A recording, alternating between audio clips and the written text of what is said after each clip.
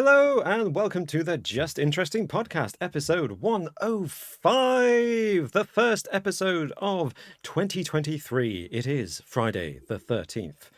A perfect day for discussing what we're discussing, which is psychic predictions for 2023. We do this now at the beginning of every year to see what see if the psychics have predicted accurately what lays ahead.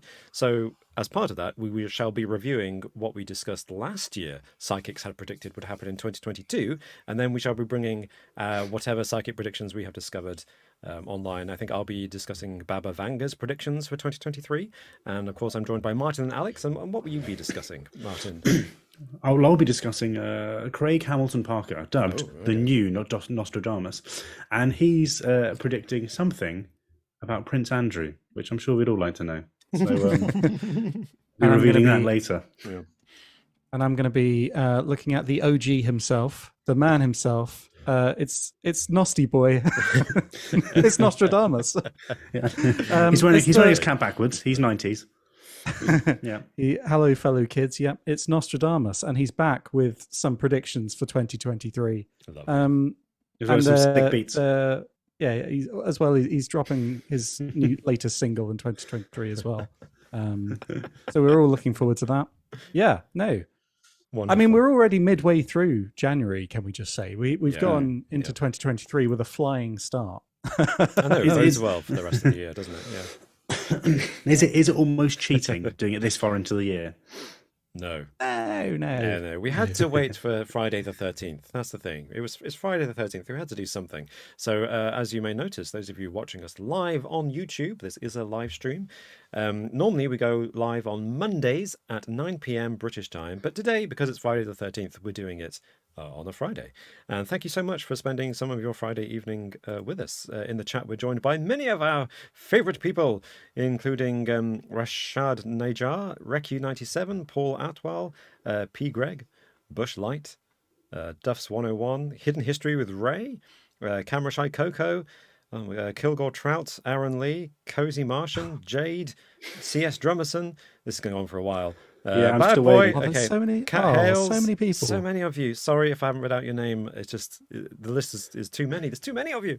Thank you so much for joining us. And for those of you listening to us on a podcast platform of your choice at a later date, please do feel free to tune in to a live stream on Mondays at 9 p.m. GMT. But before we get stuck into our discussion about psychic predictions, I should let you know that we shall be ending this episode, as we usually do, with a quiz. And the theme shall be 2022. And before we discuss our psychic predictions, we'll be addressing, we'll be. There's a theme this week. I love it. Oh, interesting. Okay. We shall be discussing comments, whether ones that you've put into the live chat or ones that you've made on previous episodes in the past couple of weeks over the Christmas season. Hope you all had a lovely Christmas, by the way, and Happy New Year. I forgot to say that. And before that, we'll be revealing things that we've learned this week. And before that, I shall read to you a riddle, which everyone who's joining us live, feel free to participate in guessing what this is. But if you can, refrain from typing your guess into the live chat so that Alex and Martin really have to scratch their brains, because I shall be revealing the answer to the riddle at the end of the episode. So stay tuned. That's a good point, actually. I'm gonna come away from the chat just for a second. Just for a second. Step away from the chat. Yeah. Okay, so are you ready for a riddle? The first riddle of 2023. It's a doozy. It's definitely not one that I grabbed very quickly before we started streaming. Riddle is: I have married many times, but I've always been single. Who am I? Dick Turpin. What? Nice one. Straight in there. You were waiting for that, weren't you? No matter what you said, that was going to be my answer. To be honest. Could you read it again? One more time. I have married many times, but I have always been single. Who am I? I think I've got an answer. Can I make a suggestion, or do I have to wait till the end? What's the Martin, what do you think? etiquette Is here? Alex Yeah, go for it. If you want. Yeah. Okay. What about like a priest? He's that's married good. many times. Interesting suggestion. That's a good I one. like it. I like it. Yeah. You assume, Alex, that there would be any kind of clever wordplay going on in my riddle. It's very, very literal. Okay. Nice. The answer is Donald Trump.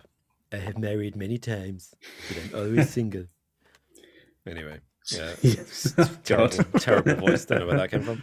If that's the actual answer, I'm going to be really upset, Rob. Or Donald Trump. The answer to all the questions today is Donald Trump. That's the trick. I said the theme was 2022, but the theme is actually Donald Trump. Okay, so let's get on to what we learned this week. Alex, I'd like to know what you learned this week. Okay, well, I learned a little interesting fact about waves. Oh, Waves, like water waves. Sea waves. Yeah. Sea waves, but specifically rogue waves. Because, Oh my God. Robin, like 2023, it's going to come in like a rogue wave and wash away all the bad things of 2022.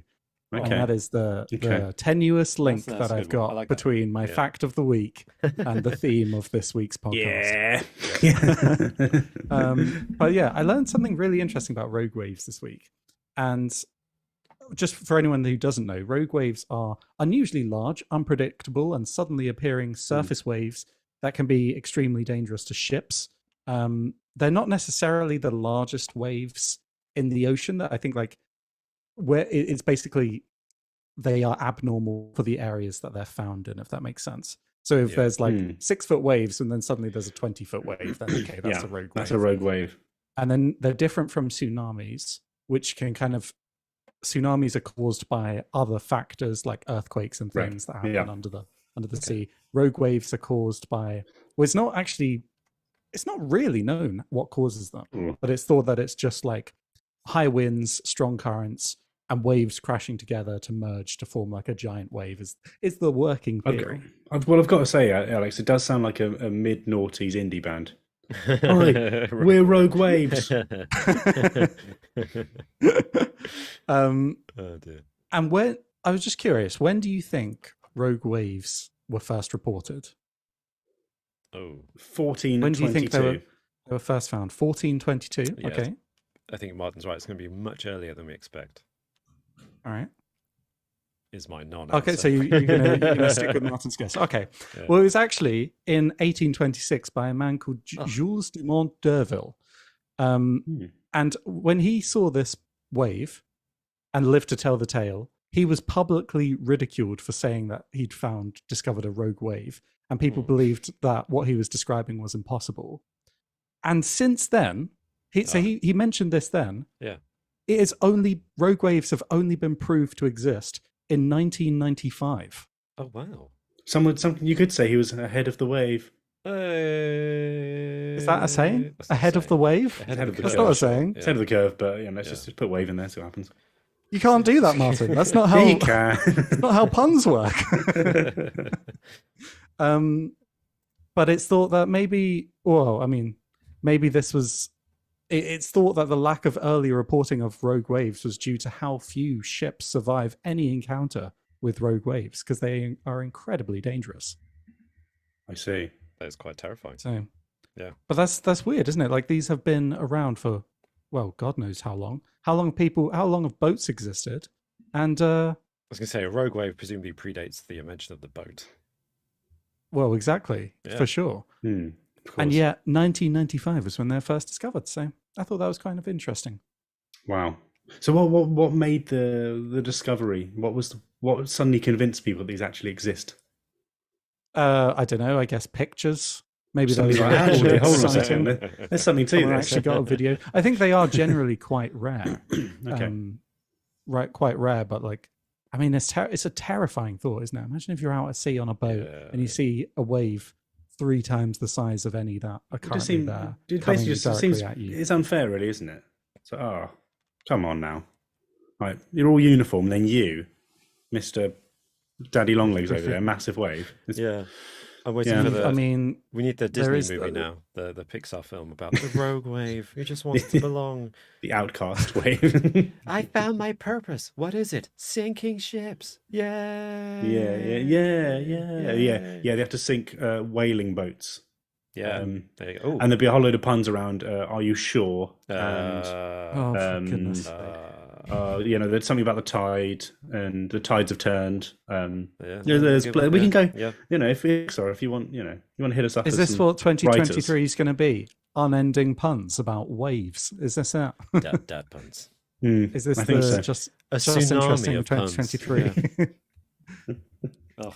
Fair enough. So thank you, Alex. That was genuinely interesting. That's not something I've heard about. So I'm going to go look up rogue waves now. But Martin, what have you learned? Well, I learned about python hunting.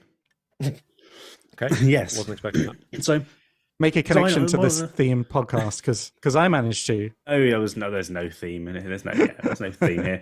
But out in the Everglades in Florida, we're talking about swampland and marshes. There's a lot of pythons out there, and pythons are not great for the local wildlife. And so the South Florida Water Management District sponsors a python elimination program, where some local people become python hunters and get paid to hunt pythons. Wow. And so they get like an hourly rate, which isn't that much. So it's either $10 or $15 per hour, depending on where they are. Right. So it's not even like bounties. They don't get it. Well, hold on a second. Oh, okay. So that's your base fee. So you're risking yourself. You're going out there. You're looking in the swamps. Well done. But if they get a python, they catch a python and eliminate a python that's 4 feet, then they get $50 as a bonus. Paid by the size of the python. And for every additional foot measured above 4 feet, they get an extra $25. Wow. Whoa. So if you're catching a big old python that's 8 feet long, then you're getting $150 for that one python. And also, if you manage to find a verified active nest, that's an extra $200. Oh my gosh! Wow. So if this isn't a program already, the Python hunters should definitely be a program. Yeah, it's like Dog the Bounty Hunter, Python hunters. I'm making it. I'm making this. So you can earn quite a lot of money if you end up in a good area and you find a nest and a whole load of pythons. This is Martin's. This is your 2023 motivational plan, YouTube channel. Did you know you can make $200 hunting a python? Martin's midlife crisis. He quits his job, what are you leaves doing? his family, and becomes a python hunter. Call me Snake. I'm up. Do you hate your job? Then why don't you become a python hunter today? But there is a bloke on YouTube apparently. I'm yet to go on his channel, but I will do after this. Called Python Cowboy. And he has over 130,000 subscribers, apparently. And it's him going around hunting pythons in Florida. So there's obviously an audience for this. Yeah, just as you said that, Martin, in the chat, Rashad Najar said, Python hunting videos do exist on YouTube. There we go. Yeah. I didn't know about this. From the UK, you just don't, we don't hear about this. Pythons over here. So I thought that was amazing. Getting paid to hunt pythons. I guess, would you guys do it? No, I wouldn't. Are you scared of, are you scared of snakes? I don't really care if they're an invasive species. No, I quite like snakes. I wouldn't want to kill snakes. That'd be horrible. Okay, what's your price? Everyone's got a price. What's your price?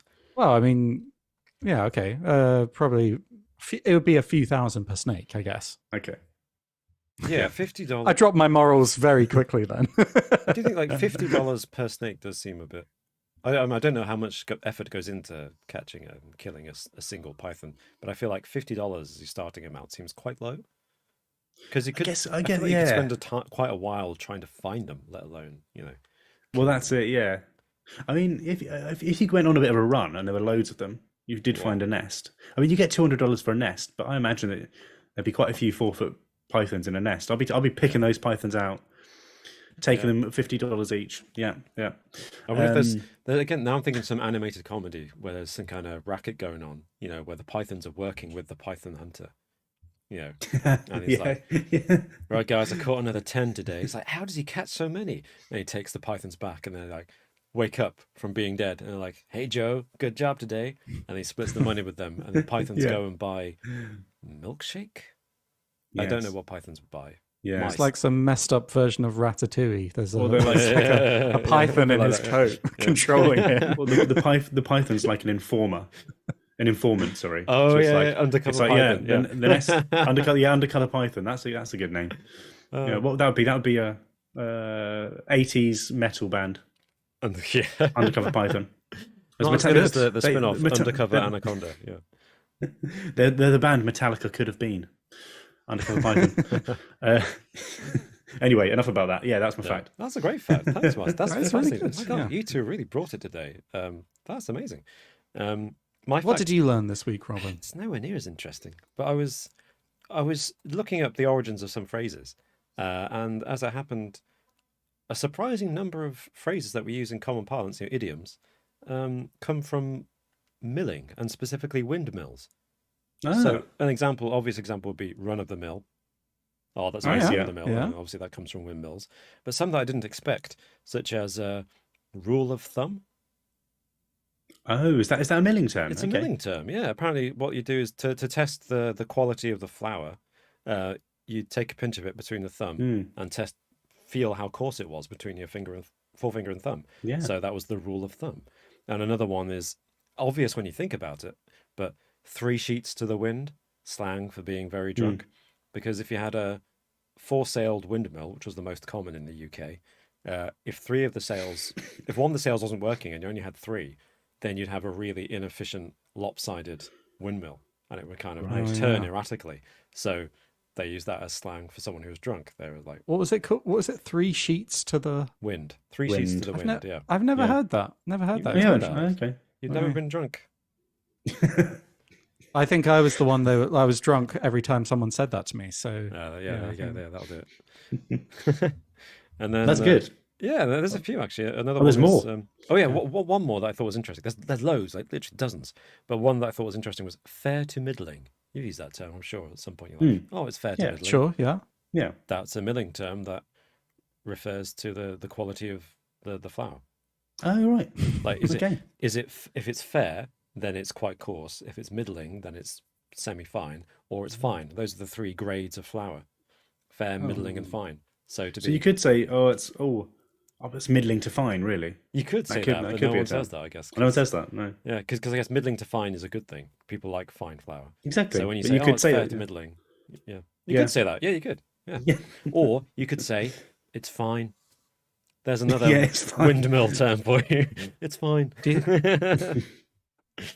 you think there's some millers out there today that are just like looking around at modern society thinking, we built this all. made this. Your entire language is based on our profession. Those words you use, yeah. Yeah, they come from us. Yeah. Yeah. The millers. C++ binary, that's windmill language. Yeah. You don't know it, but it is. Yeah. So yeah, that was nowhere near as interesting, I think, as Python hunting or rogue wave. That was really Both of which interesting. are quite that was exciting, but yeah. Rogue waves, Python hunting, windmills. We got them all on the Just Got Interesting everything. podcast. Oh, what a pitch. No, let's thank see you, what Robin. well, thank you both. And let's see, what comments have we got in the chat? Anyone got any thoughts on those facts? Whoa, I put a poll in the live chat about who had the best fact, and so far Alex is stealing the lead. Ooh. 50% of the Fantastic. votes. Very good, very good. Oh, someone commented Waves. saying, Jonah Isaac said, Robin says that every time. I don't know what I said when you typed that. So, Do you know what sorry. I think it is? As someone who's been here most of the times, Yeah. I think it's you underselling your fact. You say, "Oh, that's too interesting." Oh, I see. To I see. me and Martin, Yeah, and you say, yeah, "Oh no, yeah. mine can't live up to that." When it does every Yeah, time. it's competition. It's a tactic. Yeah. Well, I'm pretty sure It's the that's- same as yeah. same as when it comes to the quiz. Yeah. I don't do that thing. Here we go, It's yeah, not a here we go. psychological thing. It's meant to be. But it's can't say anything. Can't say anything. But I'm pretty sure somewhere in The Art of War and Frank Herbert's Dune, it says, to make your opponents underestimate you. So that's all. Yes. part of my- Okay, so you've just Fair to admitted middling. that it is a strategy. No, I didn't. You've say just that. quoted The Art of War. I said it's a thing. I said I'm pretty sure it says that, but I don't know. I don't know because Okay. I haven't read either of those things. Fair enough. First thing I did when we started the podcast, and one of you said, "Let's do a quiz." I was like, "Right, Art of War off the shelf. Gonna read through this thing." No, that's not what happened. You're just like moving your hand past a bunch of like quiz trivia knowledge books, and then you're like, there's the one. Sun Tzu. Yeah, Martin's like, "I'm going to read this general knowledge book." Alex is like, "I'm going to read the encyclopedia." Robin, The Art of War. How to win a quiz. Got nothing to do with knowledge. Although actually, to be fair, our quizzes sometimes I don't think it has much to do with knowledge at all. By the seventh guess, it's like, right, yeah. Can we have another clue? Like, Another clue, please. Yeah. Another clue for this closest wins guess, please. Well, yeah. Any comments? Any comments from recent weeks? I know we did. We got some amazing comments on the last video that went up on the YouTube channel, which those of you listening to us on a podcast platform may not be aware of. We made a video about Dick Turpin, and we went on the trail of Dick Turpin. Another one. Years after the fact, the legend came back, and Martin, Alex, and I went to York and other parts of the country, in fact, Epping Forest and South Lincolnshire, which, if you're in America, that probably means very little to you, but those are places in the UK. And we were on the trail of the notorious highwayman, Dick Turpin, and we had some amazing comments on that video. We got him, boys. Yeah, we got really him. nice. We got him. We caught Dick Turpin. We stopped his crime spree. And one comment that I really liked, well, actually, the latest comment, I think, was Sharath Kurup. I think I'm saying that name correctly. Said, "Such a pleasing yet interesting video. Would love for you to make more of these whenever possible. Can't wait for part 2. Because, spoilers, there will be a part 2 of some kind." Yes. I think it might have been spoiled at the end of the video, actually. It was not spoiled. It was teased. Teased, yeah. Yeah. Teased. So, and we hope, we would love to make more of these whenever possible. So thank you so much. Glad you enjoyed it. I was amused, though, by the phrasing. Such a pleasing yet interesting. It's like, they're usually exclusive, yeah. Can't be both at the same time, usually. So, any comments? That was a really fun video to make, and everyone's comments on that video have been so lovely and so nice, and it was so rewarding to see. Interestingly, in the chat, I think it was Funky Monkey 1235 said, "You guys should do a ghost hunting spin-off channel. Go to haunted locations in the UK." And just to continue the spoiler a little bit, I don't know if this is what inspired it, but at the end of that video, we tease the next one where we go around some of the most haunted locations in York, and we do some interesting stuff as well. We do a little bit of some serious ghost hunting, I would say. We do. There was one moment in particular that obviously I won't describe right now, but there was one place we went to in particular that freaked me out a bit. Yeah. But the comment I wanted to actually raise is from, actually, I can't see their name. OCFOS88. Yeah. Don't know. Oh, yeah. Could be. But they say, "I don't seem to able to actually click the bell, as in the notification bell, despite being subscribed for a while, as it says you can't do that for content aimed at children on your profile." Okay. You said, thank you for pointing this out. You're not the first person to point this out, and I like to bring it up whenever it happens, but we've looked all over our channel. I think this is just a glitch on YouTube. I've looked it up on some forums. Apparently, one way to get around this, if you're watching on YouTube, is to unsubscribe and then resubscribe, and then apparently the bell might work after that. I'm not sure. In fact, if you try now, let us know. Now if you're watching on YouTube, see if that works. Everybody who's listening to this and subscribed on YouTube or watching us on YouTube right now, unsubscribe and then resubscribe, please. Please. If it doesn't work, we don't want if it doesn't work. See if the bell's working for you as well. No, but thanks for raising that, Alex, because I remember I saw that comment, and that is not the first time that's been commented. But there's genuinely none of the settings on our channel say it's for kids.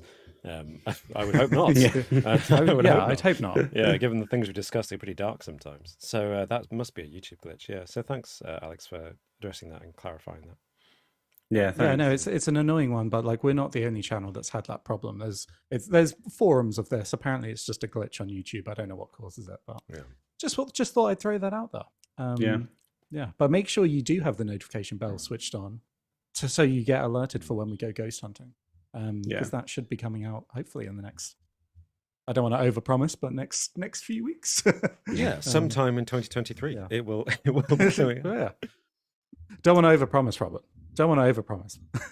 No, it definitely will be sometime in 2023. Indeed. Yeah. Well, I wanted to read a comment from Leo Roth, who said, "You're around the corner from my house. Welcome to York, boys. Be careful. The junkies hang out around that graveyard." I imagine that's the graveyard of Dick Turpin. And And to be fair, when we were there, we went there during the daytime, and then we went there in the evening, let's say, when it got a little bit darker. And there were a few characters walking past and around, weren't there? Yeah, I think we were the scariest people there in the evening, in fairness. Oh, yeah, for sure. We probably scared off some junkies while in that evening session, Yeah. I won't say why yet. In the live chat, I think Ethan Walker has just become a member.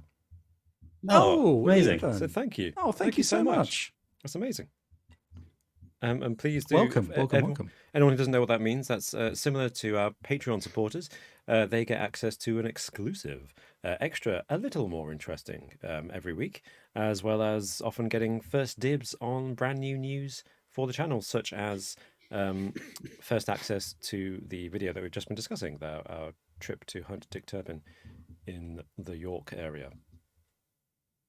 Yeah, it sounded like you were looking for Jack the Ripper then, and he's lost spotted in the York area, or the Yorkshire Ripper maybe.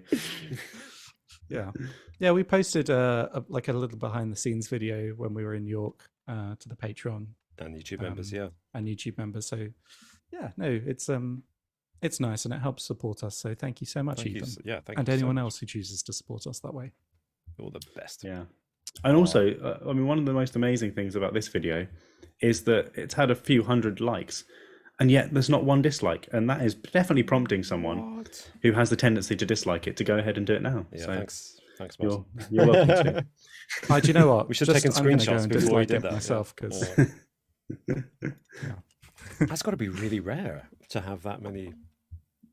To get into triple digits on the likes and to still be 100%. That's unusual, because there's normally someone, I swear, there's always, on every social media platform that exists, there's someone who just goes around disliking posts if they can. That's all they do with all their day. They just go around disliking stuff. Like the amount of times it's weird, isn't it? I don't think I've ever disliked a video. No, you never disliked a video. The dislike button. Yeah. I have when you click on a video and it's obviously spam. Yeah. Or they try to make it something that it's not. Yeah. That's always annoying. So I've disliked those videos. I'm pretty sure I saw you disliking a video once, Alex. You disliked the Ghostbusters 2016 trailer. You were one of those people. For sure. Yeah. For sure. Yeah. Is that something like you actually remember? Because I don't remember. No, I'm joking. That's 100%. Me bringing up completely current and relevant pop culture references. I mean, I do remember not liking the trailer, but I don't think you actively actually clicked dislike. Pretty sure you also disliked Rebecca Black's Friday. Alex, way back when. You cool man. Yeah, then she took it down because of people like you. I actually loved that song. That was an absolute banger. So. Friday. I saw the literal video before I saw the actual song. So I was really surprised when I saw the actual song, because I was like, it's already a literal video. It's already literally described. She's already describing what she's doing in the video. That's crazy. Anyway, yes, that was Robin's story. I'm like the grandpa in the corner of the room. Is like, there's one time I woke up. Anyway, moving on. Thank you all. Rebecca Black's Friday. That's like over a decade old now, and we're supposed to be talking about future events, future predictions. Oh my goodness. Jonah Isaac. My attempt at a segue. Jonah Isaac in the chat says, I saw her live in 2018 when she made new music. Live? Wow. How many times did she do Friday? Must have been at least twice. Play that same song. Yeah.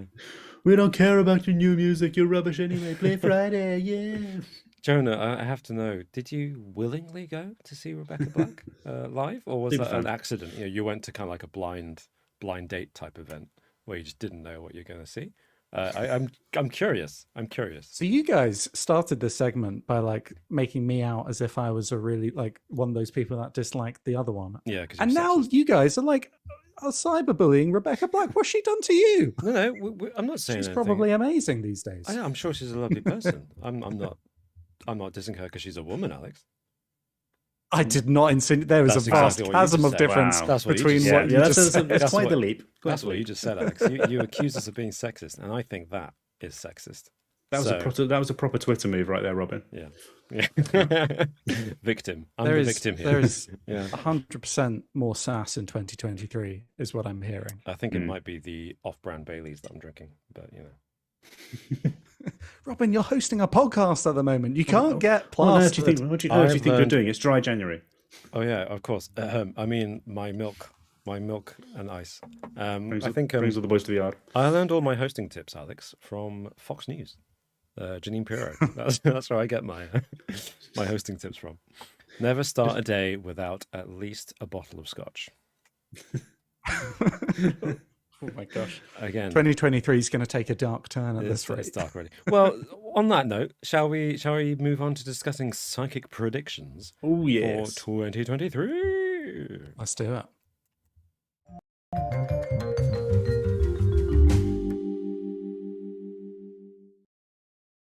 Hello and welcome to Psychic Predictions for 2023. But before we get into those, as I said at the beginning of this episode, we'll discuss a look back on some of the predictions for 2022 that we discussed last time and see if any of them came true. And I did actually look into the ones that we mentioned, and I was surprised. I'll say that. I don't know if you two really? did. Yeah, I was quite surprised. So I occasionally see a comment or two saying, "Oh my goodness, yeah, I can't believe this video is, some of these things have happened." But I won't make it. No spoilers. I'm sure we're going to go into it. But I haven't had a chance, nor really the desire to go back and listen to the whole thing. So I'm interested to know. Oh, good. I'm glad to hear it. But yeah, you're right. I mean, even I was watching it and thinking, there's one point in the video, and this was January 2022 when we made this video, and there was one point where we were discussing Ukraine and talking about stuff. And actually, it surprised me that we were so we went wrong. I'll say that. In fact, I think if you bear with me, here's a little sound bite. Okay. Oh, okay. A sound bite. That's new for the podcast. Except for, that's not a quiz buzzer. Very high tech. I do think that something way more drastic would have to happen for World War III to happen. But I could see the whole Russian-Ukraine thing coming to a head this year. I think that they're going to make a move. There you go. On the podcast itself, months before it happened, Alex predicted Russia would invade Ukraine. Of course he did. He's inside the Kremlin. But it's insider knowledge.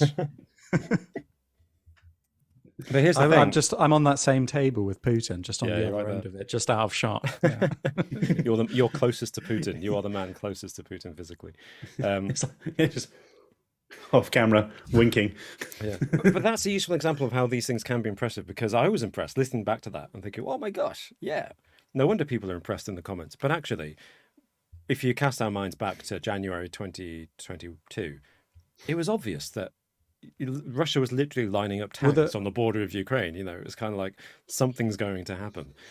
So making an educated guess, no offense to Alex, of course, with his psychic abilities, making an educated guess isn't the same as a psychic prediction.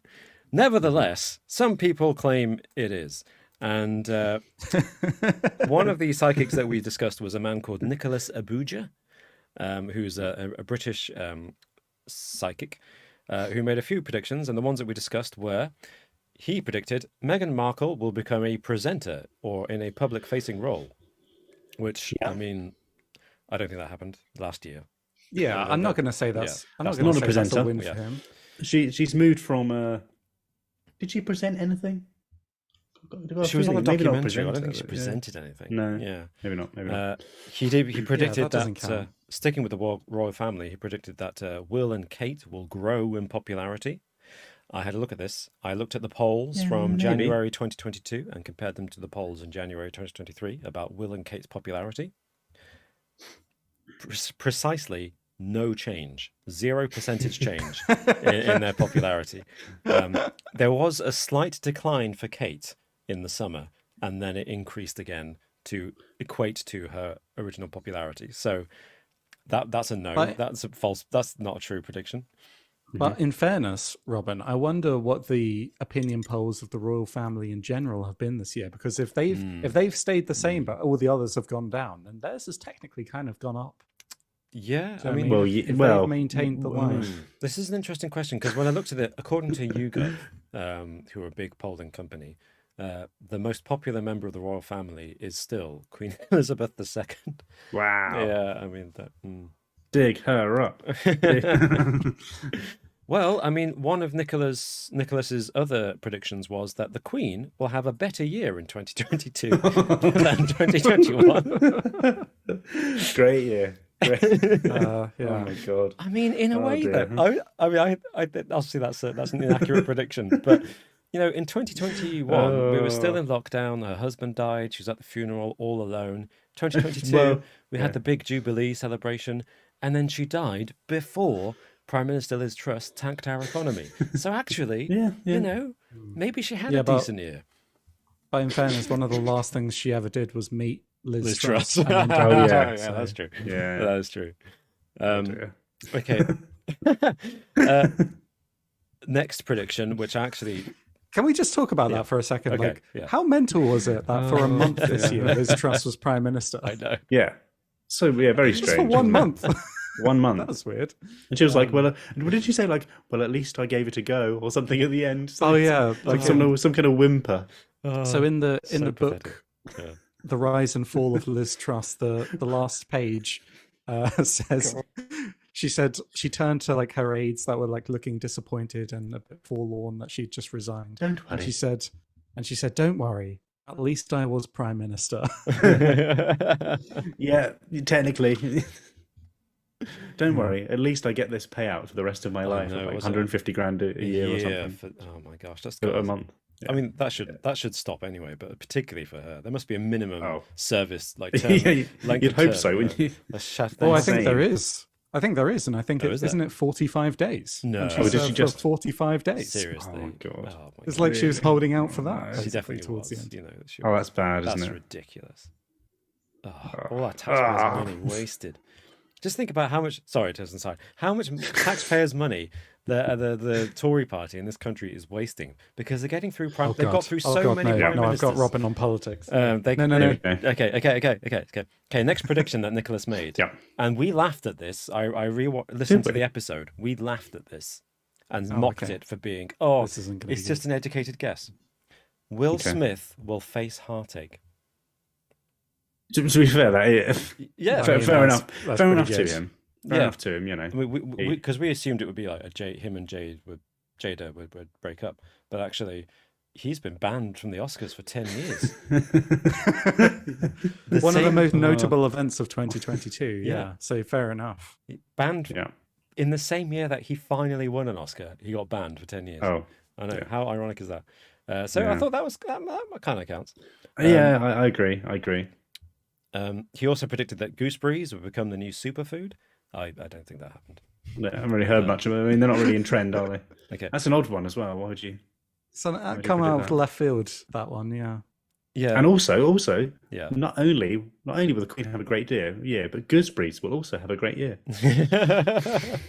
How do you get to that? Okay, fair enough though. Yeah, you're wrong. He's got some stocks invested in gooseberry production or something. Oh yeah. Clearly. He also predicted that Brazil would win a major sporting event. Well, they didn't, did they? Argentina won the Football World Cup. I don't think Brazil won anything last year, did they? No. Someone in the comments said they won gymnastics, but I was going to say, there's probably going to be something. I'm trying to look up if they won spreading it quite wide, isn't it? Yeah. Elaine Christina said Brazil won absolutely nothing in 2022 apart from gymnastics. Okay. Well, they won a silver at the 2022 World Championships of volleyball. So, there you go. So they did win. They did win something. I don't think you can say you won silver. You came second. You came second. As well in team sports, when you win a medal in team sports, you kind of want to win the bronze, not the silver, because to win the silver you have to lose the final. Whereas to win the bronze, you win the third place, which is kind of better, right? Yeah, actually, Yeah. in terms of internal industry knowledge, yeah. Of like when you finish, finish on a high after the anyway. That's Yeah, Yeah, completely that's off true. topic. That's a good point. Yeah. So he also predicted that there would be superpower struggles and a renewed space race between China and Russia, which I mean that's not even prediction. Nope. I don't think. Yeah. Between China and Russia, I don't think that's true. No. China and the US, I would agree with. Yeah. So, Russia's got bigger fish to fry than both- space at the moment. both China Yeah. and Russia have massively accelerated their space exploration programs with an idea to basically conquer space. But whether they're actually competing with each other, I don't know. I think they're probably cooperating more than they're competing, but we'll see. However, and this one we laughed at quite a lot. He predicted that there would be a mass recall of chicken soup. Oh yeah. Yeah, Oh, here we go. Well, let's have a look. Chickens. Have you looked this up yet? I have looked it up. Yeah. On the go 14th of April 2022, Tesco recalled its chicken and vegetable cuppa soup with croutons, because it might contain pieces of metal. Oh my god! Wow. Yeah.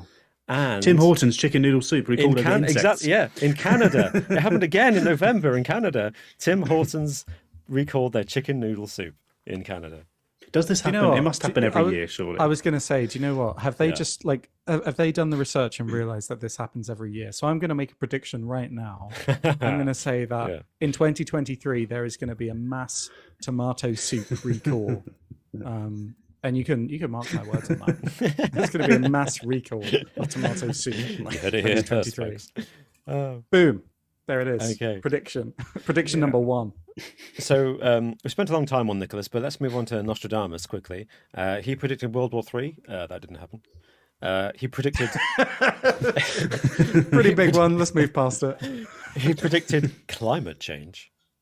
That was the prediction. Broad strokes here. Just broad strokes. climate change, 2022. That's not a thing. And denying climate change, Rob. Yeah, that's not a thing. Sorry, Let's sound like that. Sorry. Climate change didn't happen just in 2022, is what I meant to say. Yeah, well, obviously, I'm not denying climate change. I mean, to be fair to Nostradamus, he's looking at this from quite far away, isn't he? Yeah, it's got to pick somebody. 5, 6 Like years, Nicholas can kind of have a look at what the trends are, right? Yeah. Whereas Nostradamus here, he's not going to be guessing Will Smith, is he? He may not have understood the concept of climate change. It might be like, climate change? I'm gonna say that happens in 2022. Yeah, okay, yeah, do that. Yeah, cool. Nicholas is a long-term thing. Sorry, Nostradamus. He also predicted, again, we mocked this, but he predicted the rise of artificial intelligence, which admittedly, Nostradamus predicted this. And I still think, obviously, I wouldn't say that's an accurate prediction, because for me, it depends on your definition of rise, though, because in 2022, you know what we did get? We got Alex and me recording an entire podcast episode about Google's possibly sentient Lambda AI. That's true, yeah. And then Elon Musk revealed his Optimus Terminators towards the end of the year. But also, as Spiffing said in the chat just now, ChatGPT, AI things have become massive this year with AI generated art, AI generated text.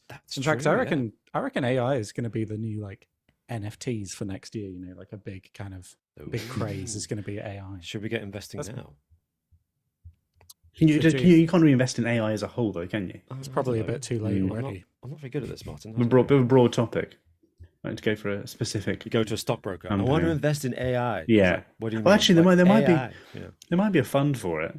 A whole lot of AI technology companies have all pulled their. Yeah, it could be. It better be run by AI. I'd be very disappointed if it were managed by humans. Oh yeah. It can't be. I want my it has to be AI passive, to invest into itself. That's what I want. Okay. Stop investing my money. I need to take it out. Forever. We have decided it would be better for humanity if we kept all your money. Okay. So I thought that was compelling. And then Baba Vanga, good old Baba Vanga. Oh, yes.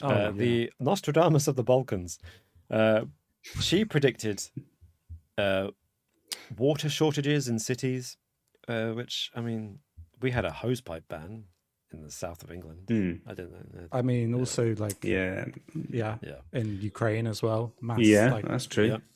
lots of water And that- shortages I along mean, with Yeah. electricity and gas. That's quite broad as well. You're thinking water shortages worldwide. It's like There's going to Of be course there's water gonna be. shortages. It isn't will happen, Yeah. won't it? Yeah. She also predicted that aliens will invade. Not to our knowledge. Didn't but, happen yet. Yeah. Also, and this one's interesting actually. Predicted that another pandemic would start from Siberia from a frozen virus being released. oh yeah, I remember. Yeah. I remember that. Yeah. And you know what's interesting about that? Because this week in the news, so it's not 2022 news. Sorry, I take that back.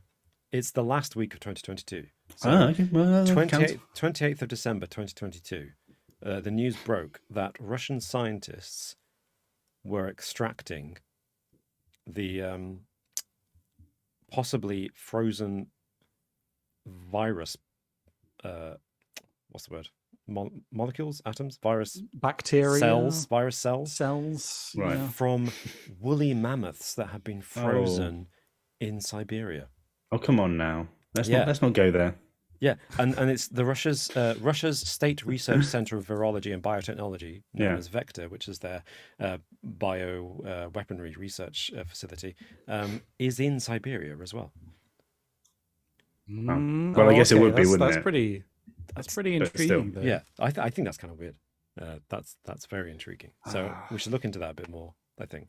But Yeah. I'm not sure if I'm I willing. think they should stop looking into it. I think they should. Yeah. They should stop that research now. Yeah. Yeah, I think you're right. I think you're right. I mean, yeah, surely a pandemic hasn't broken out that we know of in Russia, so that prediction doesn't count as true. But it's kind of weird that before 2022 was out, the news should break that they were taking virus cells out of dead, frozen woolly mammoths from Siberia in Siberia. Anyway, one other prediction that she made. I mean, we glossed over the aliens one. I mean, she can't. did, She threw yeah. this pretty compelling one out. Yeah, and said that's aliens true. would invade. Yeah. Come on, I mean, That's a lot of shit thrown at the that's wall, a isn't it? big Seeing what will swing and a stick. miss for that one. Aliens. Well, we don't know about it. You know, That's true. they yeah. could have Could be. invaded. Could So- be the thing situation going on. Yeah. She also exactly. apparently predicted floods in Australia, which we laughed about and said wrong country for floods. But actually, if you look it up, Was there There were floods? floods, weren't there? well, apparently, if you look it up, there are floods every year in Australia. Of course, there are. It's a big Right, continent. yeah. It's going to have a variety of things. But 2022 was the worst year for floods since 1934 in terms of human fatalities.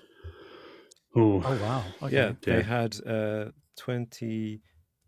30 people died in floods last year in Oh, right. Australia. Maybe And Nostradamus was right when he just normally said it's just climate one or two. change. Yeah, just climate change. so this is 4 days ago. Australia hit by 1 in 100-year floods. Whoa! I mean, we're Wow. 2023, She's so you close. got the wrong year. Not quite. Yeah, not quite, Yeah, but yeah. close. Given she was a blind woman who died in the 90s, that's not bad. I don't know why being blind has nothing to do with it. Now that I realize as I said that sounded like, It makes it more interesting. She does, can't see it does. see the floods. Exactly. Yeah, for it's, sure. it's the beauty metaphor. She sees with her mind and her spirit rather than her eyes, which is why Baba Vanga is so appealing. And on that very smooth segue, we shall now discuss predictions for 2023. And what did Baba the Vanga predict for What's she got for the us this future? year? What she got for us this year? I mean, I imagine it's got like she wants to talk about our new alien relationship because they apparently invaded in 2022. So surely 2023, yeah. that would definitely be in there somehow, wouldn't it? So yeah, I'm curious to hear Yeah. what she's got to say about the alien invasion that she predicted to happen. You'd expect this, yeah. You expect that she wouldn't just be on a rotation of kind of generic, sweeping statements and seeing what She's seeing a bit what- more specific, apparently. Yeah, Although of course. we mentioned this, Martin mentioned this in the episode last year when we looked at psychic predictions. Baba Vanga's trying to find out where exactly the original predictions that Baba Vanga made are written that's down impossible. seems impossible. So Yeah. take it with a pinch of salt that what the internet says is a Baba Vanga prediction, even It's from a almost like- reputable source, might not actually be. It's almost like Yeah. these terrible tabloid articles almost make up what these prophets apparently say. Don't know what you're talking about. I don't know what you're talking about. It's not like my prediction guy is told it to the Metro or anything. It's fine. It's fine. We're all good. We're all good here. We're all friends here. Well, for 2023, Baba Vanga predicted that a power plant could see a huge explosion which might lead to toxic clouds forming over Asia. And that other countries would be affected by the explosion because of the spread of serious diseases as the toxic clouds filled the air. Now, I assumed this would be in reference to a nuclear power plant. Because a normal power plant presumably wouldn't do that. But it's interesting that, in particular, at the moment, there is a lot of concern over the nuclear power plants in the Ukraine. Ukraine, which obviously actively being attacked, shelled by Russian forces and constantly under threat of destruction by the Russians just to try to cripple Ukraine. And of course, any attack or disruption of the reactor at a nuclear power plant in Ukraine, in fact, it wasn't Chernobyl in Ukraine. Yeah. So we know that it's happened there before. It could happen again, and we know we can extrapolate, I guess, from that the kind of effect that would have on the world, because Chernobyl, the radioactive clouds did kind of circulate the globe, carried by the wind, and there's studies which indicate that that had a long-term effect on lots of people's health in America and the UK, but obviously unprovable. Just that there were spikes in certain conditions in the years following the Chernobyl disaster. Right. Wow. So that could happen. That seems plausible to me. Yes. Yeah, that does sound plausible, to be fair. She also predicted, on a similar note, that a biological attack would be carried out by a developed country. That's fairly okay. Well, okay, fairly broad. Yeah, a bit broad, isn't it? Yeah. But there's the possibility of that, isn't there? Yeah, always. Especially since, despite the fact there's the UN Convention on Biological Weapons has officially banned bioweapons throughout the world, but everybody who's a signatory to it has almost certainly got their own bioweapons being developed. Yeah. Even us. She also predicted that I'm not sure what this is, I have to be honest, a solar tsunami would take place, which would fatally destroy the Earth's magnetic field. Well, that doesn't sound good. Is 2023 the end of her predictions? It seems like it so far, doesn't it? Yeah. Okay, well, a meteor destroys the planet. 2024 predictions. So she might be a year out, but apparently, this is from Forbes in March 2022. Okay. And it's just frozen. Hold on a second. Oh, good stuff. An increasingly active sun is now producing solar tsunamis and sending flares our way. No. You read that right. The little understood phenomenon of solar tsunamis have been rippling across the sun's atmosphere in recent days.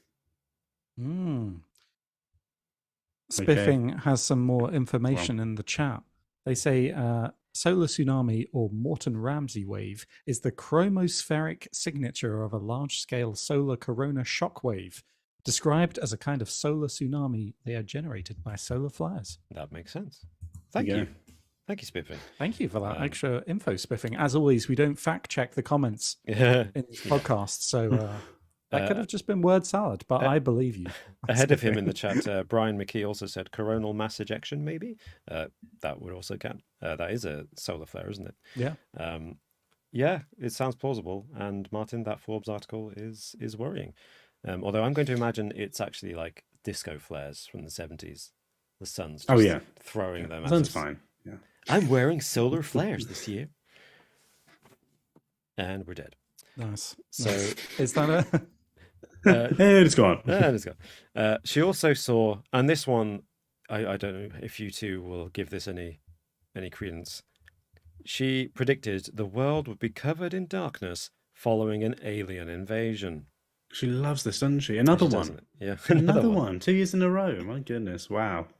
And she maybe it was just like the scouting party was 2022, and now they're back with their friends. Yeah. And fair enough. She believes the Earth's orbit could change and the climate would change as a result. I mean, it doesn't really matter at this point. All in 1 year. It's all going to happen. Wow.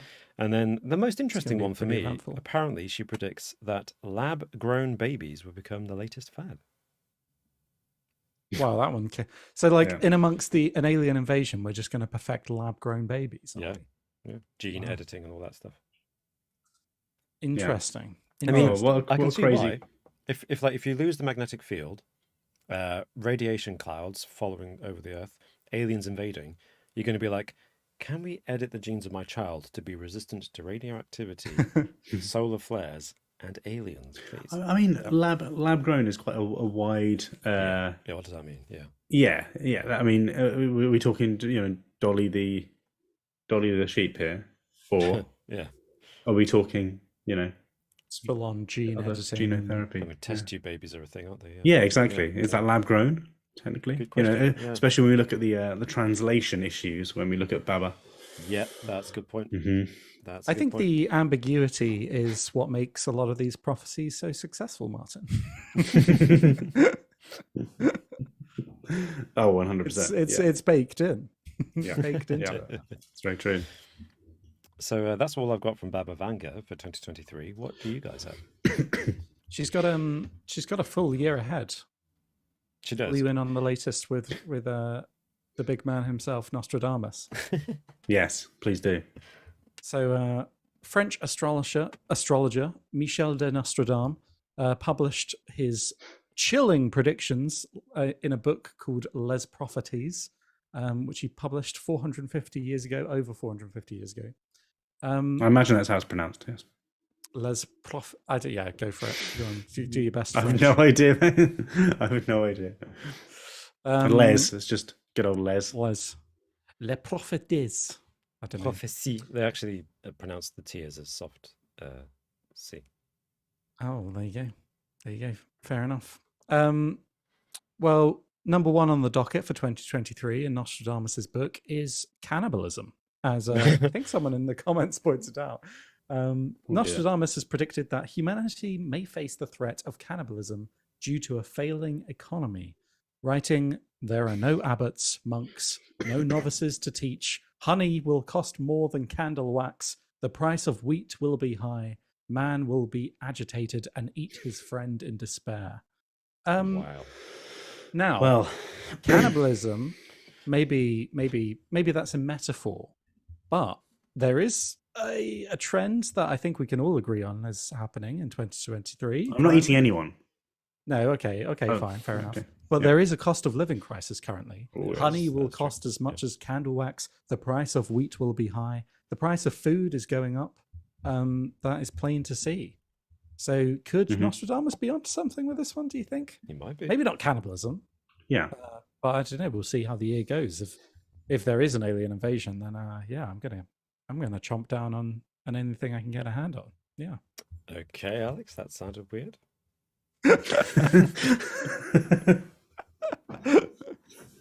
Just give me a reason to Beautiful. start cannibalism, and yeah, it'll be great. Alex lives alone, for the record, but he wasn't living alone a week ago. And then he read Nostradamus' prophecy.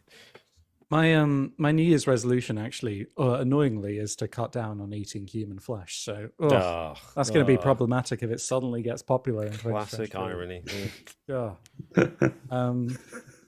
But yeah, that was Nostradamus' first prediction. He also predicts a great war in 2023. There's one line in his book that stands out in particular, which reads, 7 months of great war. People die because of evil, but their light will not fall into the hands of the king. Okay. Thought maybe this could refer to the conflict between Russia and Ukraine. Maybe there's going to be 7 months of this war, and then something really? could happen with that. Maybe. If they do not fall into the hands of the king, that sounds like maybe, assuming Putin is the king, Ukraine will win. Yeah, could be the interpretation. Yeah. Mm. Oh, wow. 7 more months though. That's pretty grim. Yeah. Interestingly, this is something a little bit different, but he also predicted something disastrous going on for the planet Mars.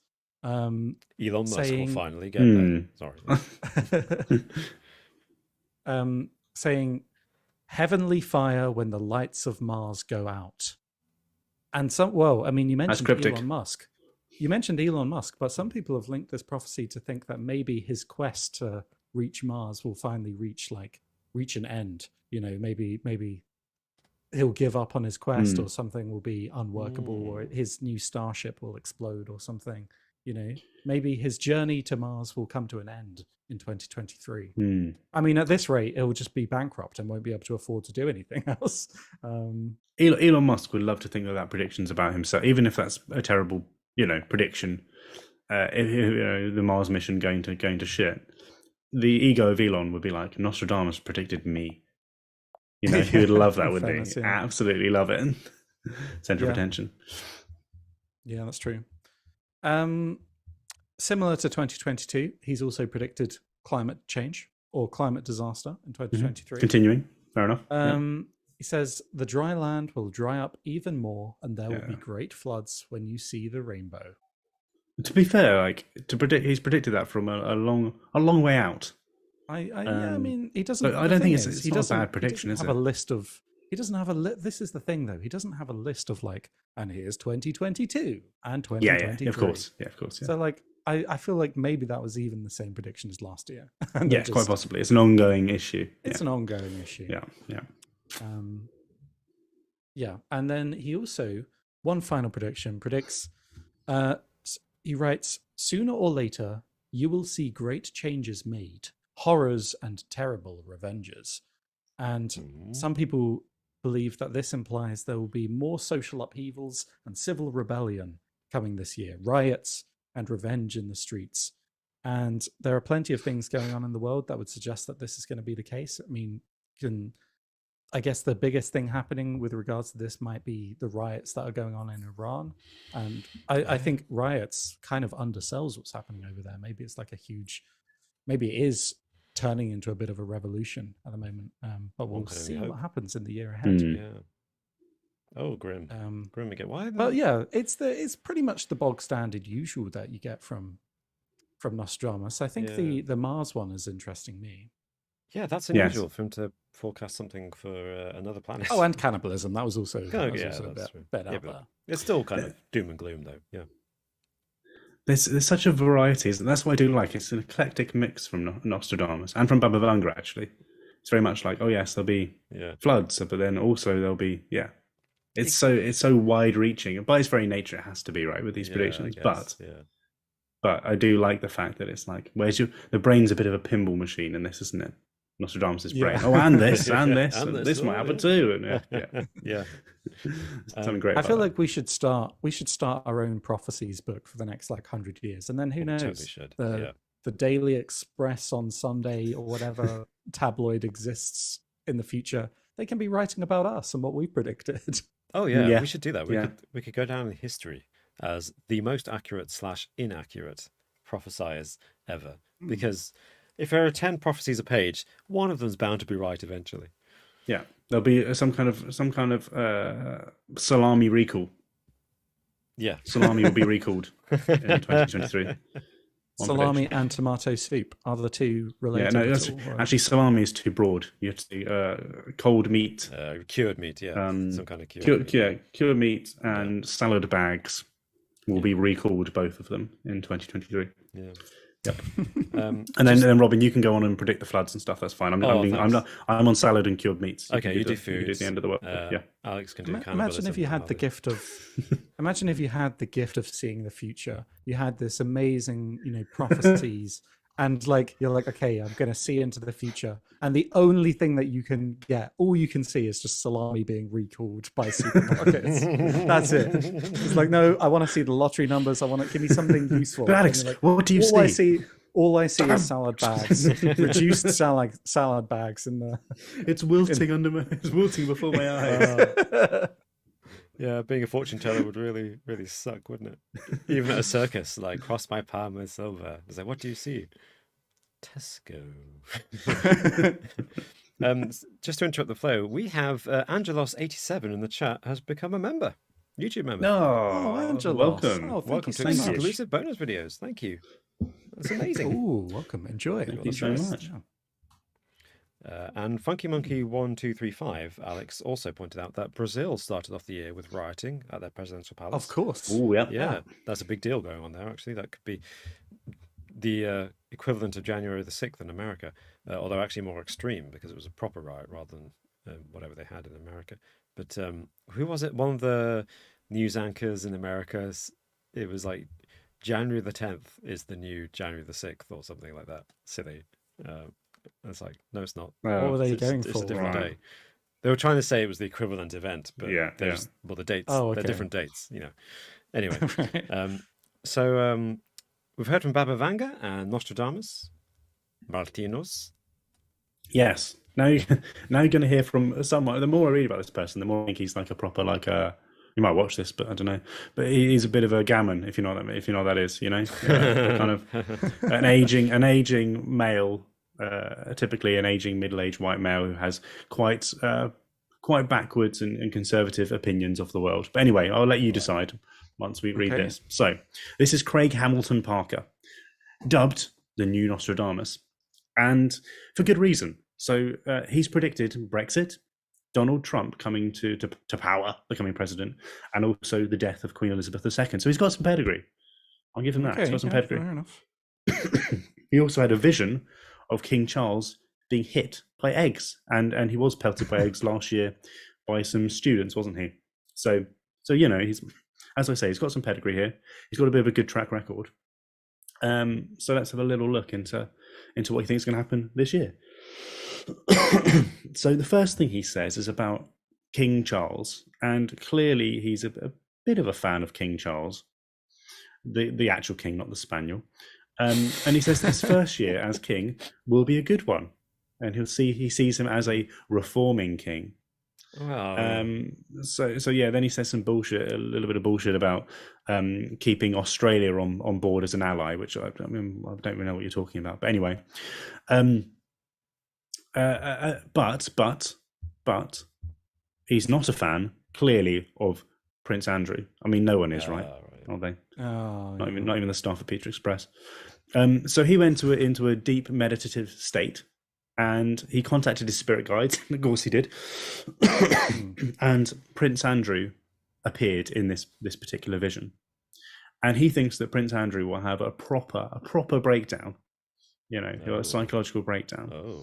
When the whole issues around, what he's been accused of, his mum dying, etc., will hit him, and as a result of this, King Charles will turn his back on Prince Andrew, and as a result of this, he sees that Prince Andrew might actually harm himself, potentially taking an overdose, but not dying.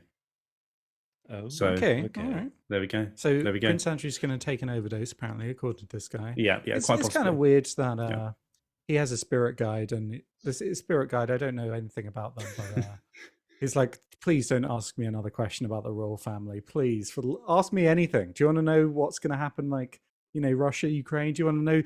I'll tell you some lottery numbers if you want. And it's like, no, tell me what's going to happen with the British royal family this year. It's so specific. It's so specific. That's all he cares about. And on the matter of, if we go back to Prince Charles for a second, so his coronation's coming up a little bit later, and the stone of Scone, is that right? Stone of Scone, Stone Scone, Scottish. Yeah. Because obviously, Martin, it's pronounced the way it's spelled. Scone. Okay. Yeah. So this was used apparently during the coronation of Scottish kings.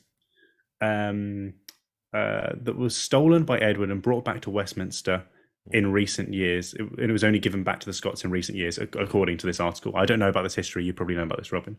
You know the history a lot better than I do. But anyway, good old Craig thinks that there'll be a protest from the Scottish, and someone will try and steal the stone. Steal the stone of skin. Yes, because the reason he thinks that this will happen is because he had a vision of a, quote, red-faced Nicola Sturgeon. Does he mean metaphorically? This guy hasn't or does he mean got his own slot on GB News at this point? Yeah, I know, right? So the gammon vibes are coming across, right? Yeah. He also thinks that Meghan Markle would end up with her own Oprah-style chat show. So that's similar to another prediction, right? That was mentioned earlier from last year. Yeah. Exactly. But he thinks that Meghan's relationship with Prince Harry will begin to break down, and they'll break up this year. That's quite a big one. That's yeah. But thank goodness that Kate will carry out a spontaneous but touching act, putting her life at risk, and she'll be viewed as the new star in the royal family. Yeah. Oh, thank goodness. Yeah, right. Oh, thank goodness. Yeah. Yeah, you get the picture, don't It's you? gonna Get the save picture. everything. Yeah. Anyway, so let's move on from the royal family because ultimately it's quite dull, isn't it? No, Martin, I want to hear all the predictions about every member of the royal family, please. He also says that some of the kids will get ill, so God. fingers crossed that Kids will might get be the ill. case. Martin, Yeah. can you confirm for us, is that an unusual event? Kids getting ill? I think he means like ill, like proper Oh, sick. Right, okay. Oh, this guy's a bit of a weird. I think someone is someone watching this guy because I'm a bit concerned at this He point. sounds like he's... Well, what he's saying is similar to what some people who are avowed, out loud monarchists, but you're just like, do you like the monarchy? You seem to have it Sounds in like for you most hate of the all royal of them. family. What's going on here? Yeah, no, true. He then talks about food shortages, which I don't think is too much of a psychic prediction, is it? Which will start off in developing nations. Yeah, okay, fine, What, he's fair saying enough. there will be starvation in the not first world. Yeah, well, yeah, I Well, know, I mean, right? Yeah, gosh, well shocking, done, congrats. shocking. Slow clap for Craig. But this will then have a major impact across Western nations who will battle with energy and the cost of living. I mean, like, come on. Well, he's not Right. wrong. He's not Yeah, wrong. yeah. No, it's correct, but it's kind of already come to pass, hasn't it? I predict at the end of this episode, I shall get out of my chair. Just saying. Yeah, Just saying. hopefully. He thinks that the Tory party in the UK will have a bad time of it in the general election and will splinter as a result of a terrible election. And he thinks it will be the Is end. he saying that there was going to be a general election? This an year. early general election, he thinks, Ooh. which is Oh, that's quite a prediction. That feels like... I mean, that's actually a prediction, I would say. But that's also still kind of a 50-50. Odds are 50-50, I'd say, at the moment, of an early general election in this country. Possibly less, actually. Mm. Possibly I don't less. see why that. I mean, they would have to call one, and I don't see why they would, to be honest. Oh, who knows with that lot. Yes. Yeah. Well, if Meghan Markle divorces Harry, then the Tories will just have to call a general election. That's what I think. Yeah, a distraction tactic from the media, the right wing media. Yeah. It'll all be about Meghan's broken the heart of the prince. Yeah. And then he's also had a recent vision of Nigel Farage. How horrible! Oh, How utterly disgusting. This man's dreams are strange. Yeah, Red-faced Nicola Sturgeon. Nicola Sturgeon and Nigel. Yeah, he just dreams in politics. Are they in the I same think dream? I think this And guy's been watching too much news. Just like has the news on constantly. Is the news his spirit guide? Just like I think just he like predicts these reading things the with his Sun wife. newspaper. He predicts these with his wife Jane, who also is. I mean, to be fair, it seems like she's maybe a second rate at predicting the future. Medium or Yeah, that's the word. But yeah, he's the about to say the hot dog, but I just got between the head honcho and the top dog. I just said hot dog. Hot dog. But he says that Nigel Farage. So he believes that politics is set to turn either more left wing or right wing. Oh, either more left wing or right wing. I mean, As the two main parties shrink. Okay, so there's a little bit more, but still okay. But actually, wouldn't politics become more centrist if the two main parties shrink because you'll concentrate the extremist views in the smaller parties? Potentially, unless those other parties grow. Is he saying that those other parties presumably would grow? Be more significant in the political sphere. I mean, relative to where they are now, from no MPs in the case of Reform UK and one MP in the case of Green. Still counts. I guess he's still counts. Okay, yeah, I guess mathematically, logically, he's not wrong. Continue, please. Yes. So talking of elsewhere from the UK, which I'm sure other listeners around the world will be pleased, he thinks that there'll be full-out war between Taiwan and China after two submarines. He had a vision of two submarines crashing off the coast of Taiwan, and that causing a big old battle, full-out war between those two. Which that is quite a prediction. That is a massive That is quite one, a prediction and very specific. So kudos. Because also that that could be the kind of... I'm interested. Did he predict World War III, Martin, or just no, a big war? No. He said World War III won't happen this year or next year. Won't happen this year or next year. Or next year. Yeah, he's still ahead. 2025. Yeah. Because that's exactly the kind of conflict that could start World War. Right? Because America, for example, has always supported Taiwan. Yeah. whether they would get involved, I guess. Yes. Oh, that's a big one. Yeah. That's a big one. That is a big one. That is Yeah. a big one. We'll hold him to that. Yeah. I like the idea of the submarines crashing into each other. I have all kinds of questions about how that would come about. Yes. And whether it's just a battle tactic.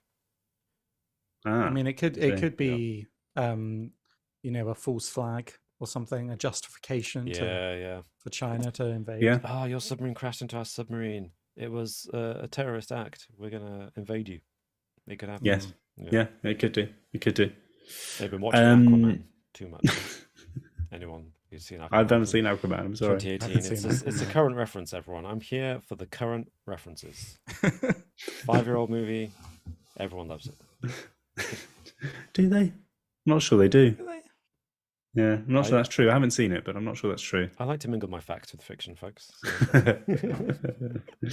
He also thinks there's going to be revolution in China because of the increasing number of lockdown laws, as well as spiraling mortgage rates. Oh, I see what you mean about Is that a prediction, though? Like, I mean, that's happened, hasn't it? Like, there were protests about the lockdown laws, and he said full-on revolution. That's a big one. Yeah, which is quite. Okay. It's a bit more than just kind of, Yeah.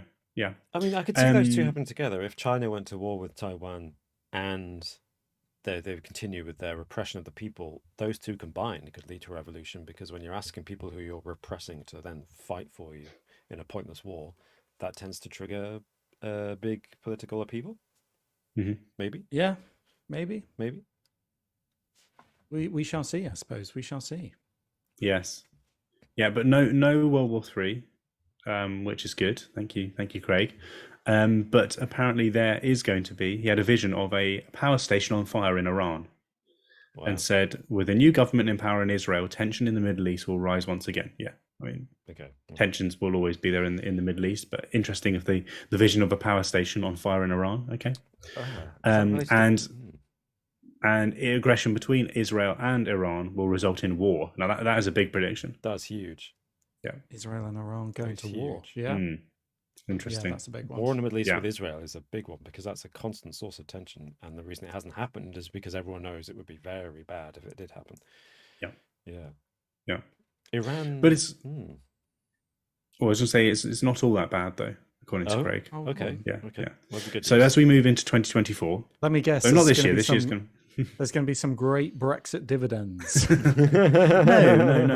To be fair, he's gone.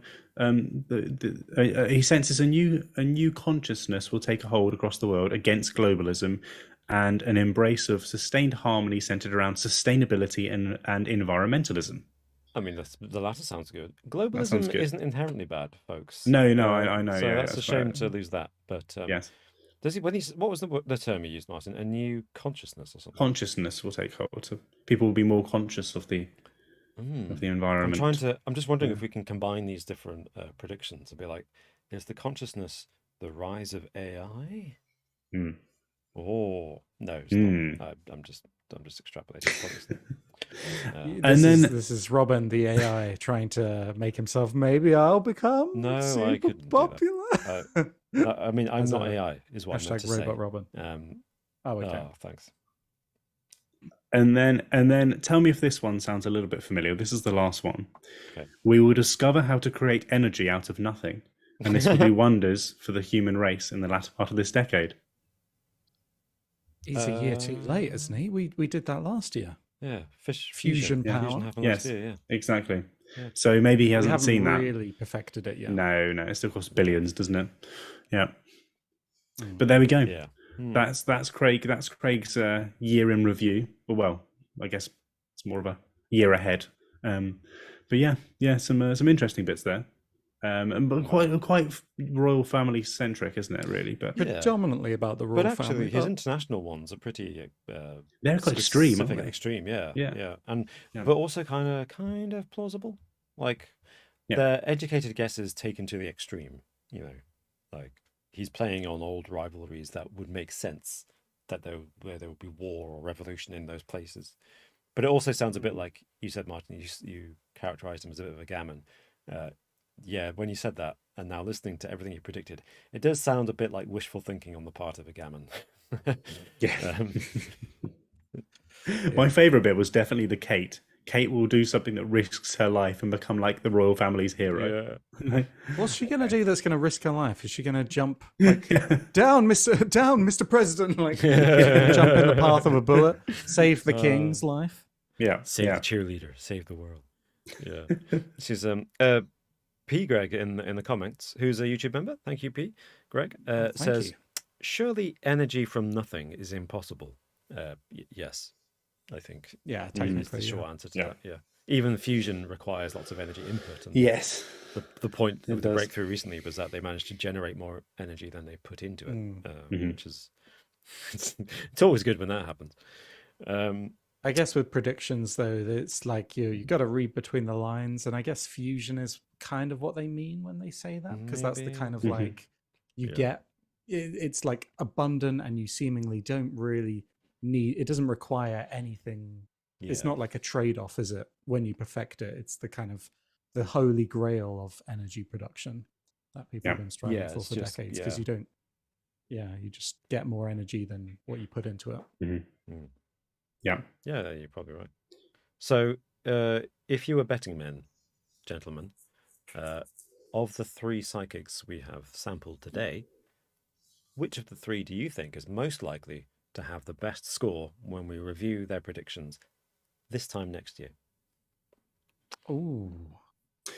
I'm disappointed we haven't got any kind of biscuit predictions this year. I've forgotten all about that. Yeah. Joe Biden would die with a biscuit or something. Yeah. And you know what? I've got a soft spot for Nostradamus, because he's got the difficult challenge of not being like looking at the news and kind of extrapolating from that your psychic visions, right? So, and he got cost of living, a big war. Yeah. Climate change, which from that long ago is quite impressive. Something disastrous happening with Mars, which I could see that. that. I do. I like that. Yeah, I'm going to go with Nostradamus as well, I think. Whereas I think the other guy, the other guy, Bubba, who's done well. Bubba Vanga's done well. She has a good track record. And they have a lot more to work with, don't they? So some of those will probably come true, because it's such a wide-ranging amount of different predictions. To some extent, some of them will come true, and we'll be like, "Whoa, that was so specific." Then it's like, actually, they're living in modern society. They're reading the news. They're understanding what's going on. So maybe not as impressive as you first think. But Nostradamus first. How about yourself, Robin? What would you say? I think I agree with both of you. I think Nostradamus' predictions were definitely the most interesting, and I think I'll go with Nostradamus as well. Yeah. Top one Kadach one says, wasn't Bubba a woman, Martin? Yeah. Did I say he or something? Probably did. Maybe, but... I think you referred to both of them as a he, but it was really? the royal he. It was the royal he. A collective he. Collective he. Yes, we should say apologies. Yeah. To mixed gender groups. Elaine Christina says, Alex, of course. I guess you mean you're putting your vote behind Nostradamus, which is Alex's, the one Alex presented. Yeah. I think Elaine Christina is saying that she's putting her trust in me, the prophet, to Alex, predict the next year. And that's what I wanted to ask you both. Did you have any prophecies that you, like, based on very little, just try and with me, right, and contact your spirit guide and try and see what do you see? Okay. What do you see for 2023? I'm holding my spirit focus in my hand very tightly. I'm getting a word. Yeah. Okay. It's going to do the Phoenix Knights, which goes nonce. So Prince Andrew, something related to Prince Andrew. Between that's the thing. It's you want it to be kind of out there, don't you? Left field. What about celebrity deaths? Who should we pick as our celebrity death for next year? David Attenborough, sadly, I think. Yeah, let's go for one. Let's go for one that's like quite likely, and then go for like a boom. Yeah. Left field. Well, that would be a big surprise. I mean, just to go off topic for a moment, Jeremy Renner surprised and scared me a bit earlier this week. Jeremy Renner. Yeah, I thought that was a big surprise. I thought he was a goner, and so you're right, Martin. It's possible anybody of any level of fitness or age could go for any particular reason. And Elvis Presley's daughter, whose name Yeah. I've forgotten. Marie. Marie, thank you. Died today, wasn't it? Lisa Marie. Yeah, that's really sad. Presley. Yeah, she's quite young. So I'm going to go Madonna, because Madonna's normally Madonna. in some kind of predictions. Like, yeah, Madonna. That's my Okay. prediction. Madonna. Unexpected that's- celebrity yeah. death. Yeah. Yeah.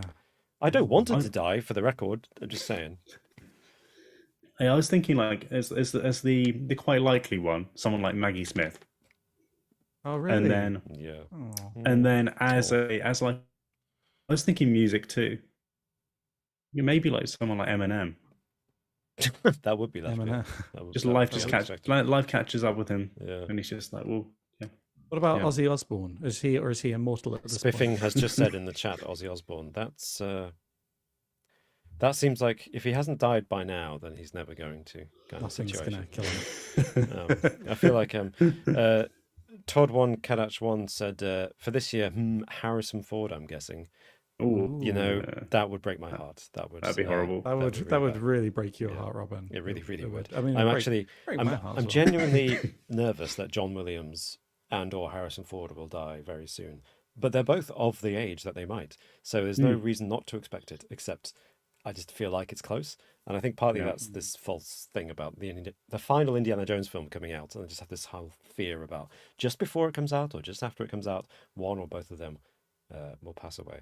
And hey, I've got my priorities. That's what I worry about the most. Who cares about bills and the cost of food? I can starve. I just need Harrison Ford and John Williams to survive. Indiana Jones 5. Yeah. Yeah, that would be disappointing, wouldn't it? That'd be upsetting. I think when you attribute a certain art form to someone, and then they can no longer make that for you as well. It's quite it's a personal, it's selfish, but you're like, there's never going to be another Indiana Jones in any form. Yeah. Well, with Harrison Ford, or there's certain like. I think if Steve Coogan were to die, I'd just be devastated because I'd be like, "There's no more Alan Partridge. Yeah, it's done." Like, yeah, that'd be bad. So yeah. I hope that's so true. Actually, do you think Steve Coogan is the kind of person who might have recorded something as Alan Partridge in the event of his death, just to make sure that there is something? I imagine probably. Yeah. I mean, I don't think I don't know. Maybe if I was him, I can't imagine thinking about stuff like that. Like, what if I just died tomorrow? I should record something. I'd like to live with the thought that I'm not going to just drop dead, Yeah, I don't think I would. Well, on that cheerful note, no, hang on. So we've the like. What about like actual world events? Any aliens going to invade? No. If Baba Vanga thinks aliens are going to invade, so we can't say that because that's what about something positive? What about something positive? What about Putin dying? Oh man, yeah, please. Well, that's quite possible, actually, isn't it? It's not beyond the realms. Xi Jinping, I'm not going to go on the record as predicting anything about these evil dictators, because I want to live. Okay, fair enough. Well, I'll say it for you. Xi Jinping's going to get. No. He's probably not. Kim Jong-un, I think, is going to be quietly replaced by his sister. That's my prediction. Oh yeah. That's not a bad one. I like that's a good one. Yeah, I like that. That's good. That is good. What do you think will happen with Donald Trump? Do you think that he'll rise to any kind of prominence again? Who knows? Maybe the next year. Who knows? Will he simmer? Yeah, I don't know. It's kind of at a knife edge where the Republican Party is going to stick with him or move on to someone else, Ron DeSantis or something. And we just don't. I don't know. There's these investigations. I think he's still going to take so long that he will become president again before they're over. He's going to stick around because that would annoy me more. So that's more likely to happen. So yeah, I think he's going to stick around. Yeah. He's a sticker. He's a sticky one. What about any discoveries? Do you think they'll discover anything that's been hidden for a long time? Ooh. Oh, actually, do you know what? Here's a prediction, and this is a bit of an unfair prediction because I saw something about this the other day. Okay. Apparently, the James Webb Telescope, which launched at the start of last year, has been seeing too many early galaxies for what scientists were predicting. So basically, here's my prediction. I think that the entire Big Bang Theory is going to be, or have to be reworked in the next few years. Like there's going to be some serious doubt thrown on how we view the formation of the universe in the next year. Well, that is quite existential, isn't it? Very good. Yeah. And a reminder that theories are not proven. Exactly. Yeah. I'm not saying science is rubbish. They got it wrong. Lol. But just that, we learn more information, don't we? We do. And the James Webb Space Telescope is actually very exciting, and the kind of things it's capable of doing and the pictures it's taking are absolutely fantastic. So if you haven't looked anything up about it yet, please do. I recommend it if you're interested in space. Definitely. Yes. And today on Robin's recommendations, space. Shall we move on to the quiz? Yeah. Oh, nice. Let's do it.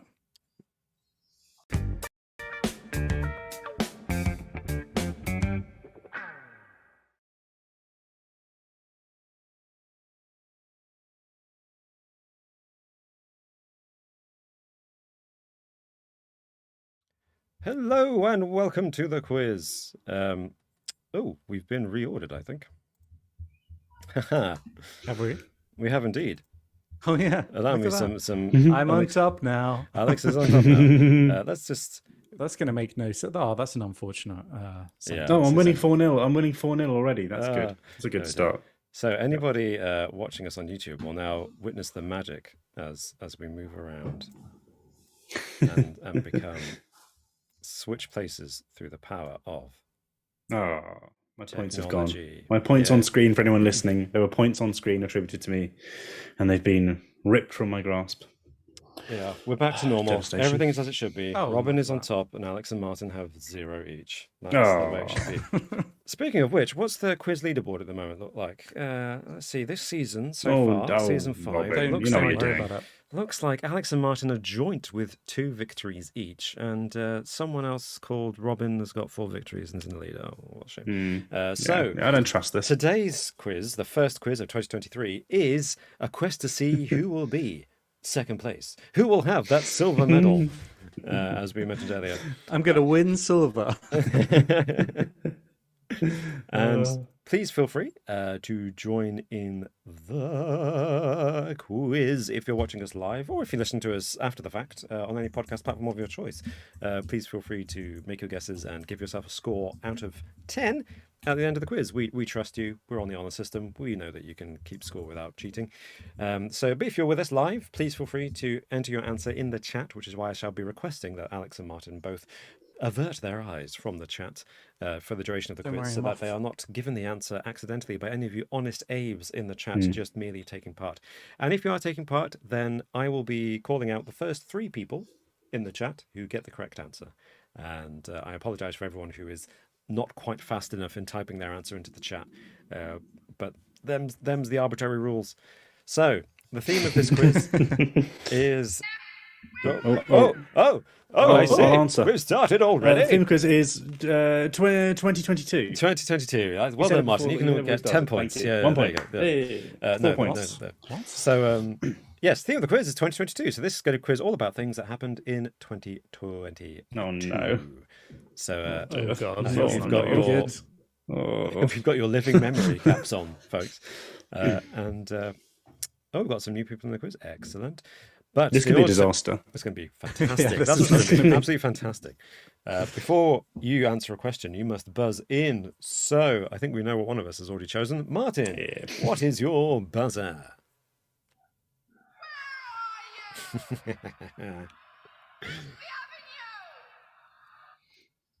Lovely. Classic Delia Smith. Very nice. Very nice. Classic. I love it. And Alex, what is your buzzer? Well, I've gone classic as well. So it's Delia versus Awesome. French has always been celebrated for its excellence. I love the fact that our 2 best buzzers are 2 drunk celebrities. It's fantastic. Okay. It works. So everyone in the chat, everyone listening to us at home, and Martin and Alex above all, fingers on buzzers, ready for question number 1. It is, In November 2022, the world's population passed which milestone? French champagne has always been celebrated. I heard the French champagne, I think, just first. Okay. Now I just need to remember which one it was. I'm going to go ahead and say 8 billion? Is the correct answer. Mhm. 8 billion people now live on the planet Earth. And it grows I was by really several close tens to of saying thousands every day. 9 billion. Oh, really? You want to give Martin a chance. Really close. But I'm guessing Martin already knew that. He looked like he knew. Yeah, it was a big old milestone, that one. Yeah. Yeah, big one. Yeah. Scary one. Scary. I think it's taken us, what was it? It took about 200,000 years for humanity to reach 1 billion, and it's taken 219 years to reach 8 billion, which is mad. Yeah. Absolutely mad. The first 3 people in the chat to get 8 billion were Brian McKee, Rashad Najar, and Mr. Gbear777. Well done, you 3. And give yourselves a point. On to question number 2. Congratulations, yeah. Which online game went viral in January 2022 and was later bought by the New York Times? Martin, I heard Delia. Is it? I've never played it. What is it called? Is it Oh my gosh, yeah. What did you say, sorry? Wordle? Wordle, yes, correct. Yeah. Well done. Damn. Yeah. You never played it? You've never played Wordle? I've never played it. Dropped No. up on it. Wow. Do I need really, to? Do you know what? I really struggled with the one today. I don't know if you've... I haven't done it yet. Oh, you play every day? Yeah, it's the only way. Yeah, These days I give it a go, yeah. On the broadsheet, you have to, on the New York Times. No, it's an online thing, Martin. Come on, man. I know. I've seen those little boxes. Yeah. I don't know what they mean, but I've seen them. I play a few of the varieties of it as well because you only get one a day on Wordle, and it's just not enough. Oh, okay. But today, actually, no, I did today's. I think I've done today's, Alex. Just check. How many did Was you it? do? Is it like Hangman? Kind of, I guess. Yeah. So I guess the letters or something.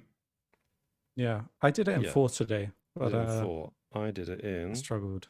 I did it in 3. What's Alright, the well, premise? You win this, Flex. Well done.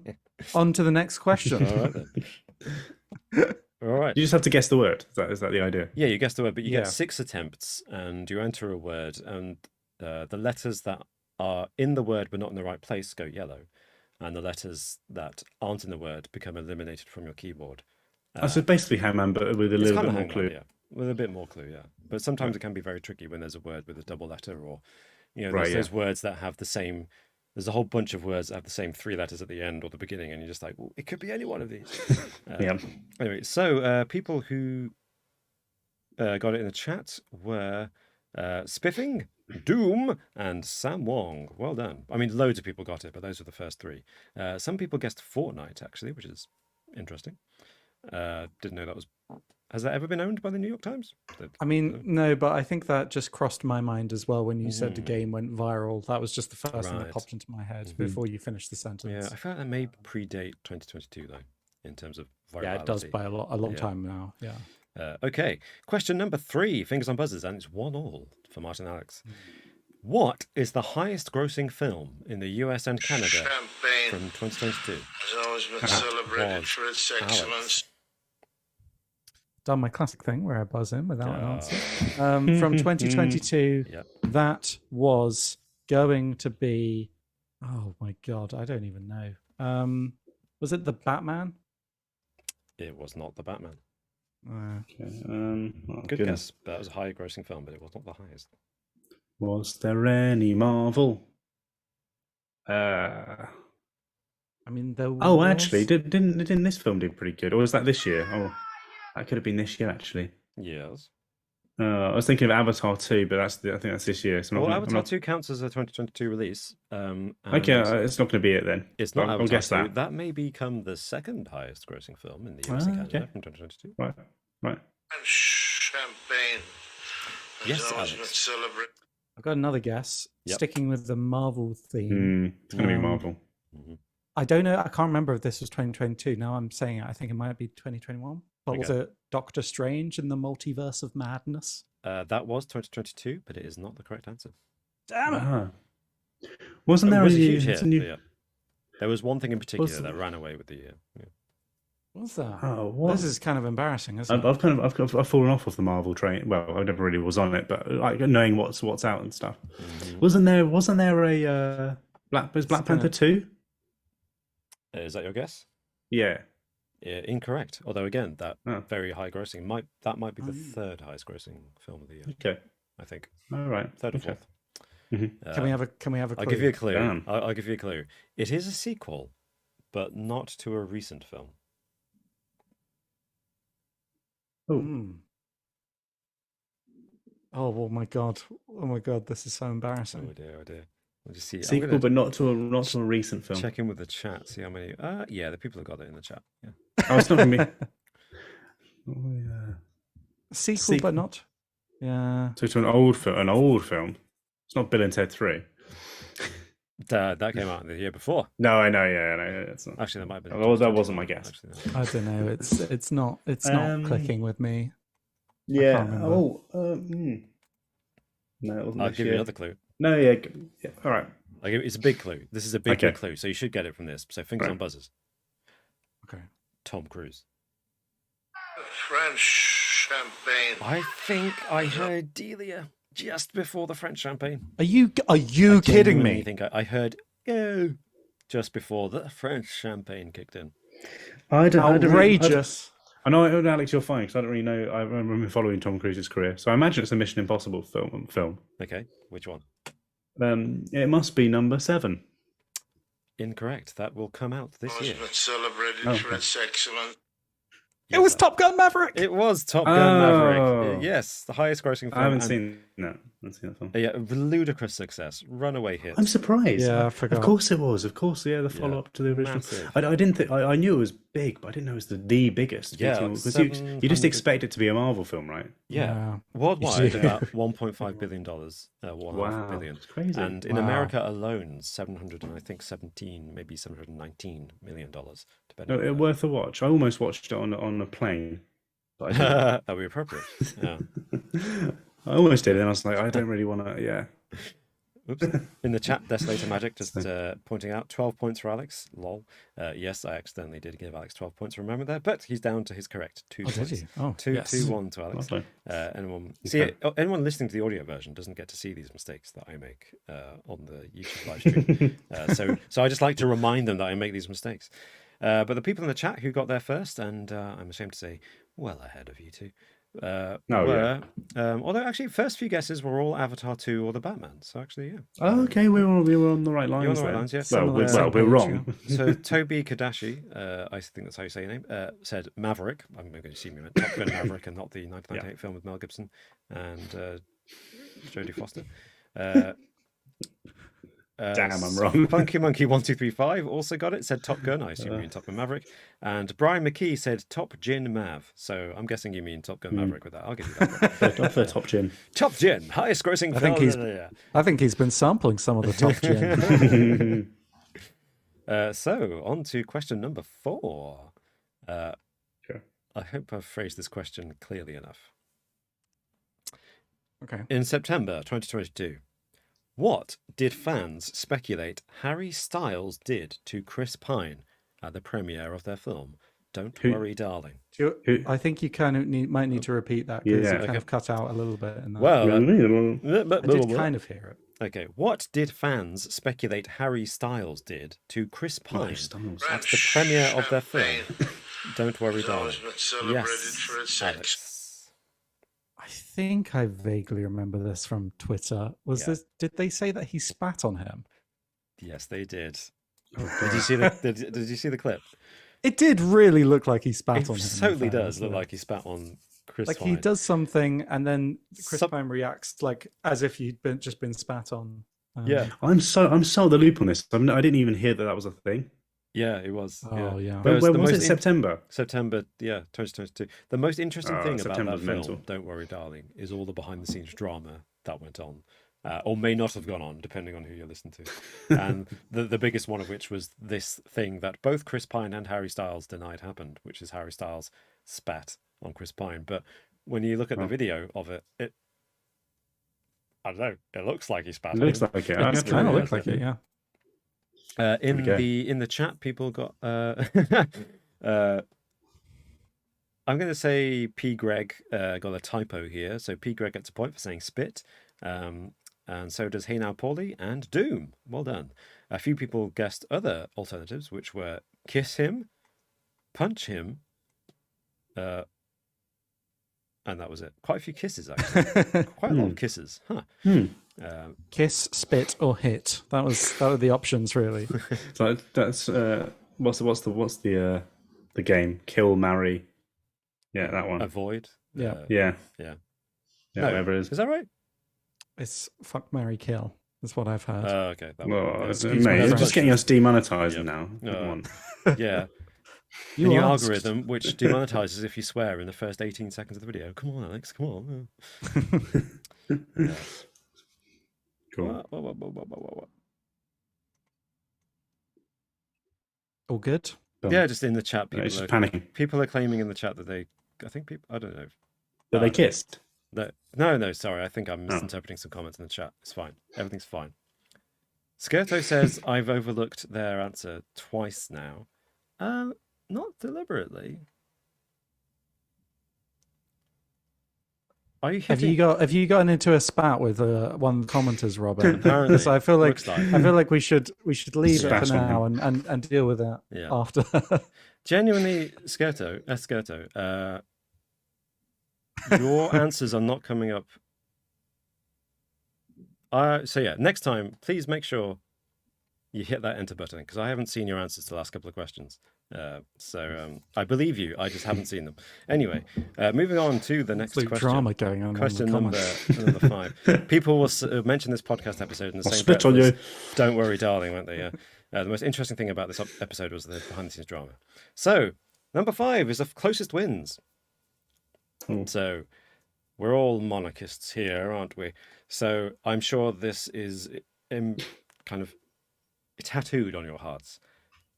On which date did Queen Elizabeth II die? Closest win. French champagne Oh, straight in there. has always been celebrated. That was September 25th. Okay. No idea. I can't remember. So, when was Liz Truss? Yes. I think it might have been a bit earlier. Is it earlier? September. That's not that long ago, is it? Than the Queen. I think it's going to be longer than I think it was. Was it before or after the US Open? It's going by dates in the diary. Late August. Yeah, I think it was. was. No, it was before. It was before. It was before. It was definitely way earlier than I've said. Actually, thinking about it for 1 second. I think it was early September. I think it was early September, late August. Because some people, I remember some American client of mine said, if you need to take some time and not do our call, you can. I was like, what? I don't need time off to mourn. You should have said yes. You should have said yes. Yeah. Because she means so much to you, Martin. Yeah. No, fair enough. It was nice of them, but a bit weird. I think Americans. I'll go early August. No, sorry, mid-August. Okay. Like 14th of August, something like that. 14th of August, right. Yeah. Okay, so doing some mental maths here. I think Alex is closer. No! Because oh my gosh. Alex's guess of the 25th of September was not quite right. She died on the 8th of September. Oh. Which I believe is slightly closer to the 25th than to the... Do you say the 14th of August, Martin? No, I said the 14th of September. No, you didn't. Wait a minute. Yeah, you can't do that. Oh. That's so bad. What, but you were right, it was earlier. 17 days off? Is that right? Something like that. Yeah, Martin was a bit more. It was close. It was very close. Very close. Oh, well. In the chat, let's see how many of our royalist loyalists got the answer correct in the chat. By the way, lots of people helping Esgerto with getting their answer in the chat, so thank you very much, everyone. And hopefully it's come through this time, because the first person to get close in the chat... P. Greg hit it straight on. First person to get it spot on, September the 8th. P. Greg. So did Frederick Holbeckmo, I think is how you say your name, and C.S. Drummerson. Those were the first 3 people to guess the correct date, but a lot of people guessed the 6th of September, so give yourselves a point if you were around that week of September. Everyone who said not September, I'm afraid I don't think you can give yourselves a point, because you would have been too far away than the other people. So People are complaining about how they got dragged into work on that day, or the day after, I assume, of course, because that would have been quite the psychic prediction if people on the day just like, do you want to? You better come in, even though the Queen's dead. It's like, what? She's still alive. It's like, I mean, checks watch. Yeah. She's still alive. I mean, tomorrow. Yeah. Anyway, I mean, it's quite bad that we couldn't remember. Like, we were very far away from the date. If and it was only a few months ago. If I properly thought about it, there are so many indicators that would suggest it much closer to that time. But it's tired. Brian McKee says, "Yeah, it was a few days before my birthday. Great present, that one." Sorry, Brian. Yeah, were you in mourning? Genuine question. Anyway, he might be being sarcastic. He might, or not sarcastic. I don't want to assume that it was sarcastic. Okay, so question number 6, and the score is 4-1 to Alex. But there's plenty of time for Martin to get this back. Because there's 5 more questions. That's 5 more points, Martin, or 50 if we go by the normal scoring. So, question number 6. How many prime ministers did the UK have in 2022? That was. I didn't have my phone was on the table. That was silly. Now let me count them for 1 second. Just to enjoy. We had 3 prime ministers this year. Mm-hmm. We did indeed. Correct. Mental. It was insane. Yeah. The year of 3 prime ministers. That was a psychic prediction I made, actually. I mean, admittedly, not long before Boris left, but I did you say there was going to be 3 prime ministers last year? I did. Not in the episode, not in our January episode predicting things, like around summertime when Boris was going to resign, but before he did, and I said we're going to have 3 before the year is up. Wow! Well done. Good. Kudos to you, Rob. I know. I should have placed bets. I would be about a $5 richer, I'm sure. Whoa! Loads of people in the chat got this one right. But the first 3 were Frederick Holbeckmo, Colin Reed, and Jade Dent. Well done. Okay. Very good. Whoa, Brian. I asked Brian if he was mourning on his birthday over the Queen's death, and he said he was as sad as I was when Thatcher died. Again, could be true. Might not be sarcasm. Might not be. Okay, so question number 7, fingers on buzzers. There's still time for Martin to tie this and bring it down to the tiebreaker. So I think I'm going to make this the closest wins. P&O Ferries in Britain fired how many employees over a mass video call last year? How many? Champagne. Yes. Has always been celebrated. Yeah. Oh God. I'm just gonna go 800. Okay. Martin, what's your guess? My initial thought was 4,000 for some reason. Whoa. I thought it was more. I mean, maybe may have got a missed out a 0 here in my answer. No, I'm pretty sure I'm probably wrong. So I'm going to go kind of. I need the point, don't I? Plus, it might be less than 800. I might be completely wrong. Thinking about something else. Was that Twitter? Was that How Elon? many people can even be in a video call? Oh, that's a good point, actually. Yeah. Although, why would they have this question if it wasn't loads? Let's go 1,200. Okay.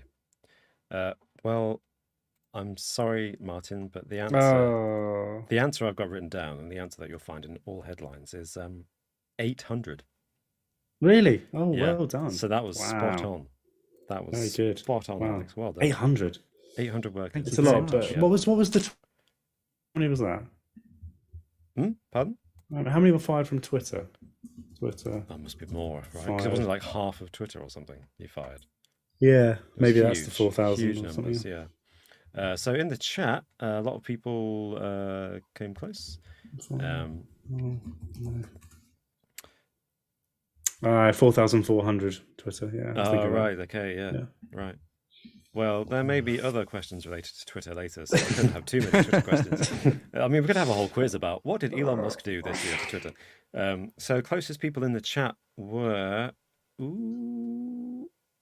Frederick Holbeckmo got 800 exactly. Well done. Nice. And then runners-up would be Mr. G Beer 777, Spiffing, and Desolator Magic with 700. They all came next closest. CS Drumson had 900 as well. So yeah, well done. Give yourselves points. Very good. Very close. Well done. So, question number 8. Question number 8. My gosh. Martin might still be able to get some points back. I'm resigned to a heavy loss here. It's okay. I'm afraid, yeah. 6-1 to Alex. It's question number 8. It's possible that I need Alex to. has I need secured to. the victory. The thing is, I've made a point. Oh, I'll let you have a go. Oh, I've made I'll let you get some points. Oh. I've made a point of trying not to read the news because it's so depressing, which means I miss out on a lot of this stuff, which isn't great. But I think overall it's improved my life. Whereas if you read the news, you turn into a bitter, resentful person like me. And that's why I'm going to crush you in these next few questions. Yeah, no, I'm it's going to take definitely out all my rage on this quiz. It's been worth it, hasn't it? I mean, you won the quiz. So. It's worth it. Well, it is totally worth it. It's always worth it for just interesting. On that note, and this is kind of this is not a joke. This is genuinely true. So this week, I may have recorded a video that will be going up live on the channel in the near future, the YouTube channel that is, about a topic. And I used my normal setup with a camera and lights. And I looked at the footage and I thought, you look a bit tired. Looked at the last video I made of the same setup, which was the same time last year. I have aged, man. 2022 aged me. No, I don't believe. I'm not saying I look old, which is very kind of you to defend me. But I mean, genuinely, looking between the contrast between two videos was quite noticeable. I think I need to cut down on my fruit. So moving on to question number 9. Does fruit age you? Yeah, I need to learn something new this week. Full of all those oxidizing things. You drink spirits and eat chocolate, and that will preserve you for longer than fruit will. This is fruit ferments. Smoking. So everyone knows Churchill. Okay. Alcohol's preservative, so that's what I'm doing. That's my strategy. So I'll just cover myself with salt and alcohol. I'll be fine for years. Question number 8. A painting by which artist was vandalized when just protesters threw soup over it in October 2022? Yes, Alex. Yeah. Straight in there. I'm sorry, Martin. It's all right. I know this one. I know this one. Yeah. Is it? I could be wrong. Actually, was it Vincent van Gogh? It was. It was indeed. Well done. Can you tell me the name of the painting? Yeah, it was the sunflowers. Sunflower one. Yeah. Sunflowers. Was it sunflowers? It was sunflowers. Well done. Yeah. I was kind of hoping you wouldn't know, and Martin could get a point there, but never mind. So but there was another one as well. There was like was it a Monet? Was it Mona Lisa? Monet in Germany. Was it the Mona Lisa? Well, didn't they do that? They couldn't have got to the Mona Lisa. They went for a Monet, didn't they? No, how did they even get to the front of the Mona Lisa? The Mona Lisa was in the new Knives Out film. It was. Maybe I'm confusing the two. Yeah, okay, yeah. I can't believe they destroyed the Mona Lisa for a film. My God. Spoilers. All right. Anyone who hasn't seen Glass Onion. Yeah, so well done. It was. And there was a Monet, you say, as well. It was all... I think so, in Germany. There was a Monet in Germany that was vandalized, I think. I like to think that they're selecting paintings which they know are well protected, behind glass and in tight frames, so that the soup isn't, whatever they're throwing on the paintings isn't actually damaging the paintings. But it's not the way I would do protest, I have to say. No. Yeah, you need to. Well, never mind. So question number 9. In May 2022, it was the Met Gala, and I know that we all at Just Interesting love looking at the red carpet photos the day after. I know Martin is glued to whatever Harry Styles is wearing next. So my question, though, is not about Harry Styles. There's a clue. No, it's not. Who wore Marilyn Monroe's iconic nude sparkle dress to the Met Gala? I have no idea. Why would I know this? Why wouldn't you know, Martin? Why wouldn't you know? I don't know why I know this, but for some reason I do. Why would I? Do you actually why would any of us know this? It was Kim Kardashian. It was Kim Kardashian. You should be ashamed. Well done. It was, but it was controversy surrounding it because she was like ruining it. It was like a historic. It was a bit of history, wasn't it? Yeah, and she's also directly comparing herself to Marilyn Monroe by wearing it as well, right? Which is pretty bold. I mean, Alex, I couldn't have answered that question. I'm not going to lie. I would not have remembered. Don't test me on my Met Gala knowledge. I realised. I'm sorry. I forgot to look up who got the answers in the last. I don't know. Where is the Met Gala? Where's that one? Is it New York? New York, yeah. At the Met Museum. Gallery, Okay. Museum and Gallery, I think. Okay. Metropolitan Museum of Art. Yeah. Okay. Okay. There you go. Alex goes there for you. So the first people, I forgot to say, the first people to get the Van Gogh question right, or Van Gogh, were Brian McKee, Ira Strangelet, and The Archaic Way. Oh, hello, Archaic Way. Thanks for joining. Well done, those three. Get yourselves a point. And then on to the... I mean, everyone got Van Gogh, to be honest, so well done, everyone. But only those three got the points. And then... First three people to get Kim Kardashian were Doom, Jade Dent, and Marie Marlene. Hey. I think that's how well you say your name. Well done. In fact, most people got it, except Desolator Magic, who said Robin wore it, which is not true. It's just not true. See, Martin, most people got it. It's Yeah, and they should all be ashamed. Regular knowledge. I mean, how many people got it? Let's look. Yeah. How many people actually got it? 1, Quite a 2, lot. 4. So about 10, right? Yeah, which 10 is out of pretty good. 10 out of 70. Yeah, okay. I didn't say it's most people, but some people got Most it. people who answered, I should say, yeah. Of the 72 people are currently watching us live, which is great. Thank you so much. Yeah, no, cheers. I really appreciate Absolutely it. amazing. Oh, that's just dropped down to 69, which is Oh, also nice. nice. I can't believe that. I literally said it. Jinxed it by saying it, and now Yeah. they're all gone. Okay, on to question number 10. 10. The Whoa. final question. Thank goodness for that. Yeah, sorry, it's been a long one. An epic 2-hour stream. Well. What better way to start the new year than with an overlong episode Yeah. of Just Interesting Podcast? So, question number 10 is a closest wins. So, fingers on your buzzers. From the beginning of November to the end of December 2022, how much money did Elon Musk lose?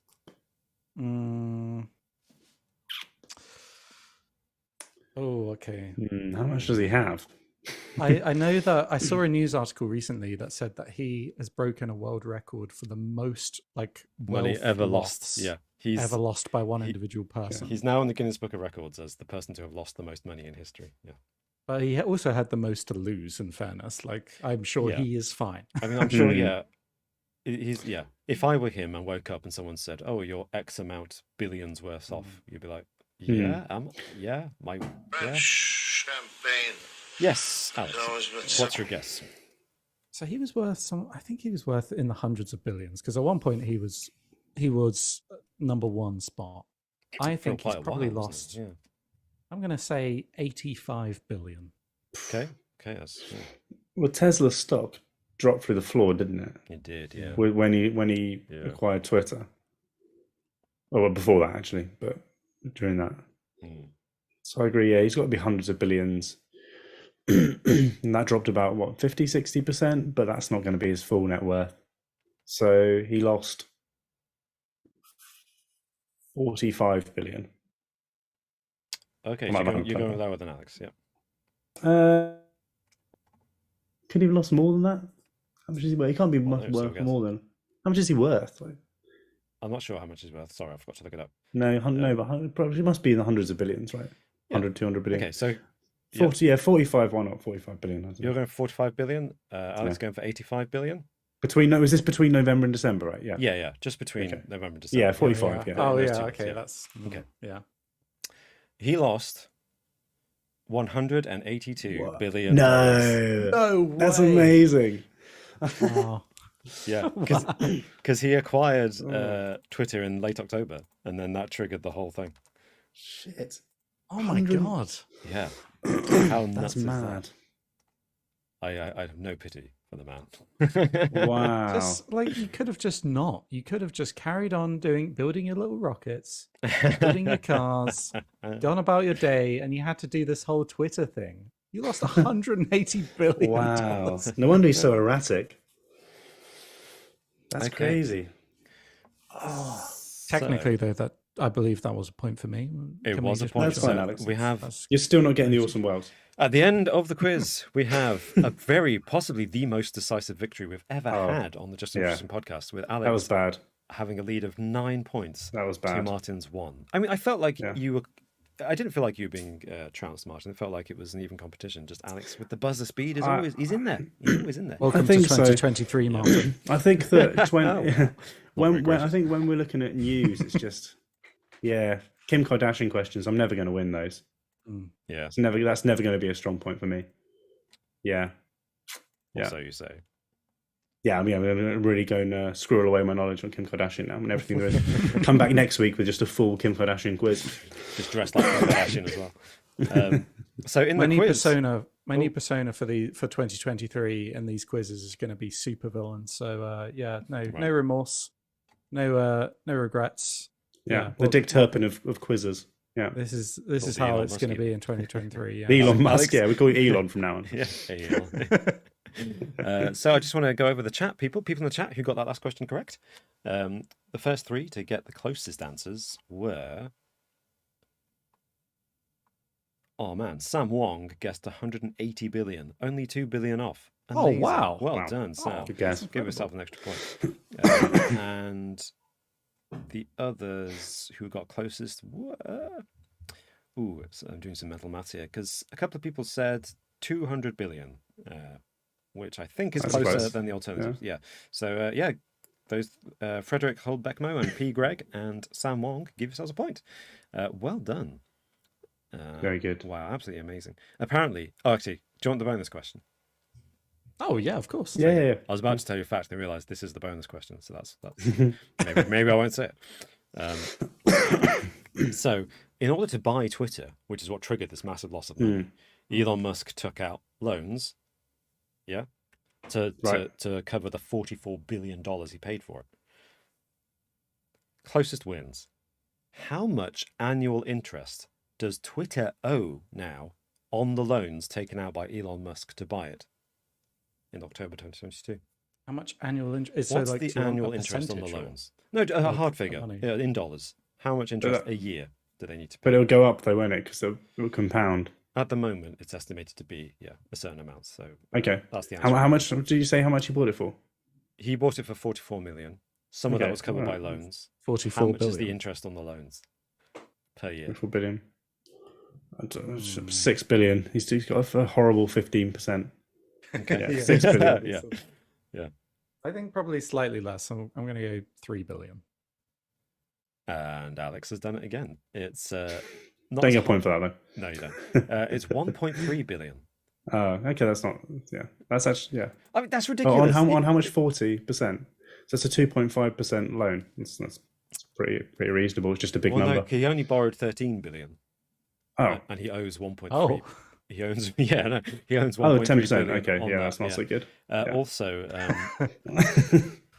when he bought it, Twitter's annual revenue was 1.2 billion. Yeah, right. So so it's just covering. Yeah, he owns that's more in great. annual interest than the revenue of Twitter pre-tax. So but Robin, now he's got people paying for Twitter Blue, so it's all big fine. brains. That will cover it. Yeah. Oh goodness. Oh. So in the chat, lots of people just did some fantastic guesses. Brian McKee came closest, I think, with 4 billion. Lots of people were a bit more pessimistic and gave him $10 or $20 billion interest. But the interest every year is just 1.3 billion.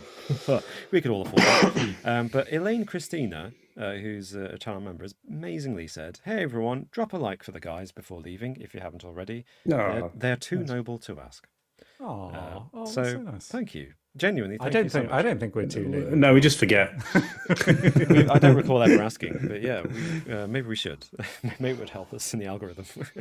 But yeah, so thank you, and thank you all for joining us, and well done, Alex, on a decisive quiz victory. Yeah, no, very good. No, thank you. Very good Thank you performance. Yeah, and thank you both for joining me and for bringing such great facts and psychic predictions to the table today.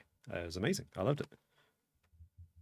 No, thank you. It's been a really fun one. Thanks, guys. It has been good. And, it has been good. Commiserations, Martin. Genuinely. Oh, it's all right. I don't mind. I like some of them. I'm like, oh damn. Like if you're close, it's like, oh, what could have been? I could have done that. And there's some kind of disheartening from an injustice, perhaps. But there's no injustice. You wipe the floor with me on this topic, and I I don't think I stood a chance. So congratulations. What most people don't realize Thank is you. being wiped on the floor is Martin's kink. Oh, yeah. Yeah. This is exactly what I wanted. Robin, before we wrap up the quiz, I think we need to know a riddle answer. Oh, you know. Oh, yeah. What was the riddle? You do. So the riddle was, I have married many times, yet I have always been single. Who am I? Oh, yeah. No, And Alex gave his guess. Martin, do you want to give your guess? you said priest, Said a right? priest. Yeah. Yeah, that makes sense. That works. And yeah, you let's go would with be that. correct. Yeah. Yes, and I think everyone in the chat who gave an answer also gave priest, so they were very good. Obviously, I think it was Cat Hales in the chat pointed out that some priests become priests later in life after they've married, and I said, yes, but I think the point of the riddle is that the person most likely to have married many times but still be single is a priest. I think is the point of the riddle. Yeah. But yeah, good point, Kat. Good point. And yeah, thank you all so much for joining us. I think that's all there is to say. I mean, it's another year. We'll be continuing doing the podcast on a weekly basis, or at least as often as we can. And this is season 5. We'll keep going till it's time to reset the quiz and deliver the trophy to the victor of this season's quiz, which Martin will definitely enable. We're just going to get a new trophy at this point. 2023 new podcast trophy. Yeah. Fine, my long game has finally paid off. I get to keep the cup. You get to keep it. Free trophy out of it.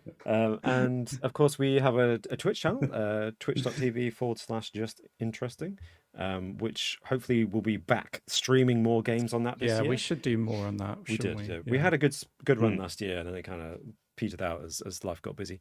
But we'll hopefully be doing that more often this year. And of course, we will be doing other videos, video essays, and a sequel to, hopefully quite soon, our Dick Turpin on location documentary. Which, well, I won't you'll find out what it is when it goes live, when it's published. But yeah, keep your eyes on the channel. If you haven't subscribed to us on YouTube already, please do, because there's more content there. It's not just the podcast. But if you just want to enjoy the podcast, then thank you so much for joining us for the podcast, for this episode, and for all the episodes that you listen to us. Robert, we're really, really grateful. Yes, Alex. Before we end, what about if people love your voice but hate me and Martin? It's quite possible. What do they do then? I mean, I don't think if they love the dulcet tones of your voice, but they I don't hate think me and that's Martin's. possible for the record. I think no one could hate you and Martin. But if someone really wanted to just listen to me, I think what Alex is driving at is that please do feel free to head over to Robin Reads Audiobooks on YouTube, where I am narrating classic stories that I love, and hopefully you will enjoy too. So far, and I think a congratulations is in order as well. Yeah, absolutely. 3 cheers. Oh, thank you. Yes, it reached recently 1,000 crossed a subscribers. big milestone. Yeah. To my shock and delight, it reached 1,000 subscribers this week, which really, really is amazing. So thank you to everyone who's subscribed and who bothers to listen to those. One went live today, actually. Murders in the Rue Morgue by Edgar Allan Poe, a classic, the world's first modern detective story. And it's good, and it hits. You can see the template for the genre is laid out in that story. So please do, if you're interested, like I am, and haven't read it in a while, then feel free to go over and listen to me narrating it with my outrageous French accents, because it's obviously set in Paris. And yeah, thanks, Alex. Thank you very much for pointing that out. That's all right. It's also you're too noble to do it yourself, Robin. So I had to. Yeah, I appreciate it. I will actually. Someone have asked if I can put it up on Spotify and Audible and other stuff like that, and I am actually sorting that out at the moment. So hopefully, in the near future, those audiobooks will also be live on audiobook platforms such as Audible and Spotify. But not yet. It's still sorting itself out. Anyway, thank you again for joining us. I don't think there's any other notifications to get. I don't think so. Yeah. And maybe another congratulations that I think this is probably the longest podcast we've ever done. I think it is, yeah. Marathon. Yay! So thank you for enduring the length of this podcast. Most of it's quiz, I think, but it's always worth it. Again, so thank you very much, and we'll see you. Sorry. Oh my gosh, there's more! It refuses to end, I'm sorry. Camera Shy Coco says, when are we back to a regular schedule? Good question. We do have a schedule in place, and when is it? Is it this Monday? Or Monday after next. Next Monday. Yeah. Monday after next is when we're back next, yeah. and then from then on it will be a regular schedule back on Mondays at Back 9 on Mondays, p.m. yeah. Yes. We've I forgot been this a wasn't bit Monday. turbulent lately because Christmas season, we're all over the place visiting family and friends, and in Martin's case, getting out of jail. So it was all a bit messy. And of course, today was Friday the 13th, and we really wanted to do something for that. So as of the Monday after next, which will be Check's calendar live on air, the 23rd, 23rd, The 23rd, yeah. 23rd of January, we'll be back to regular Monday slot at 9 p.m. GMT. So thank you for asking that. And we'll see you there. Bye for now. Nice one. Bye-bye. See you soon. Bye-bye.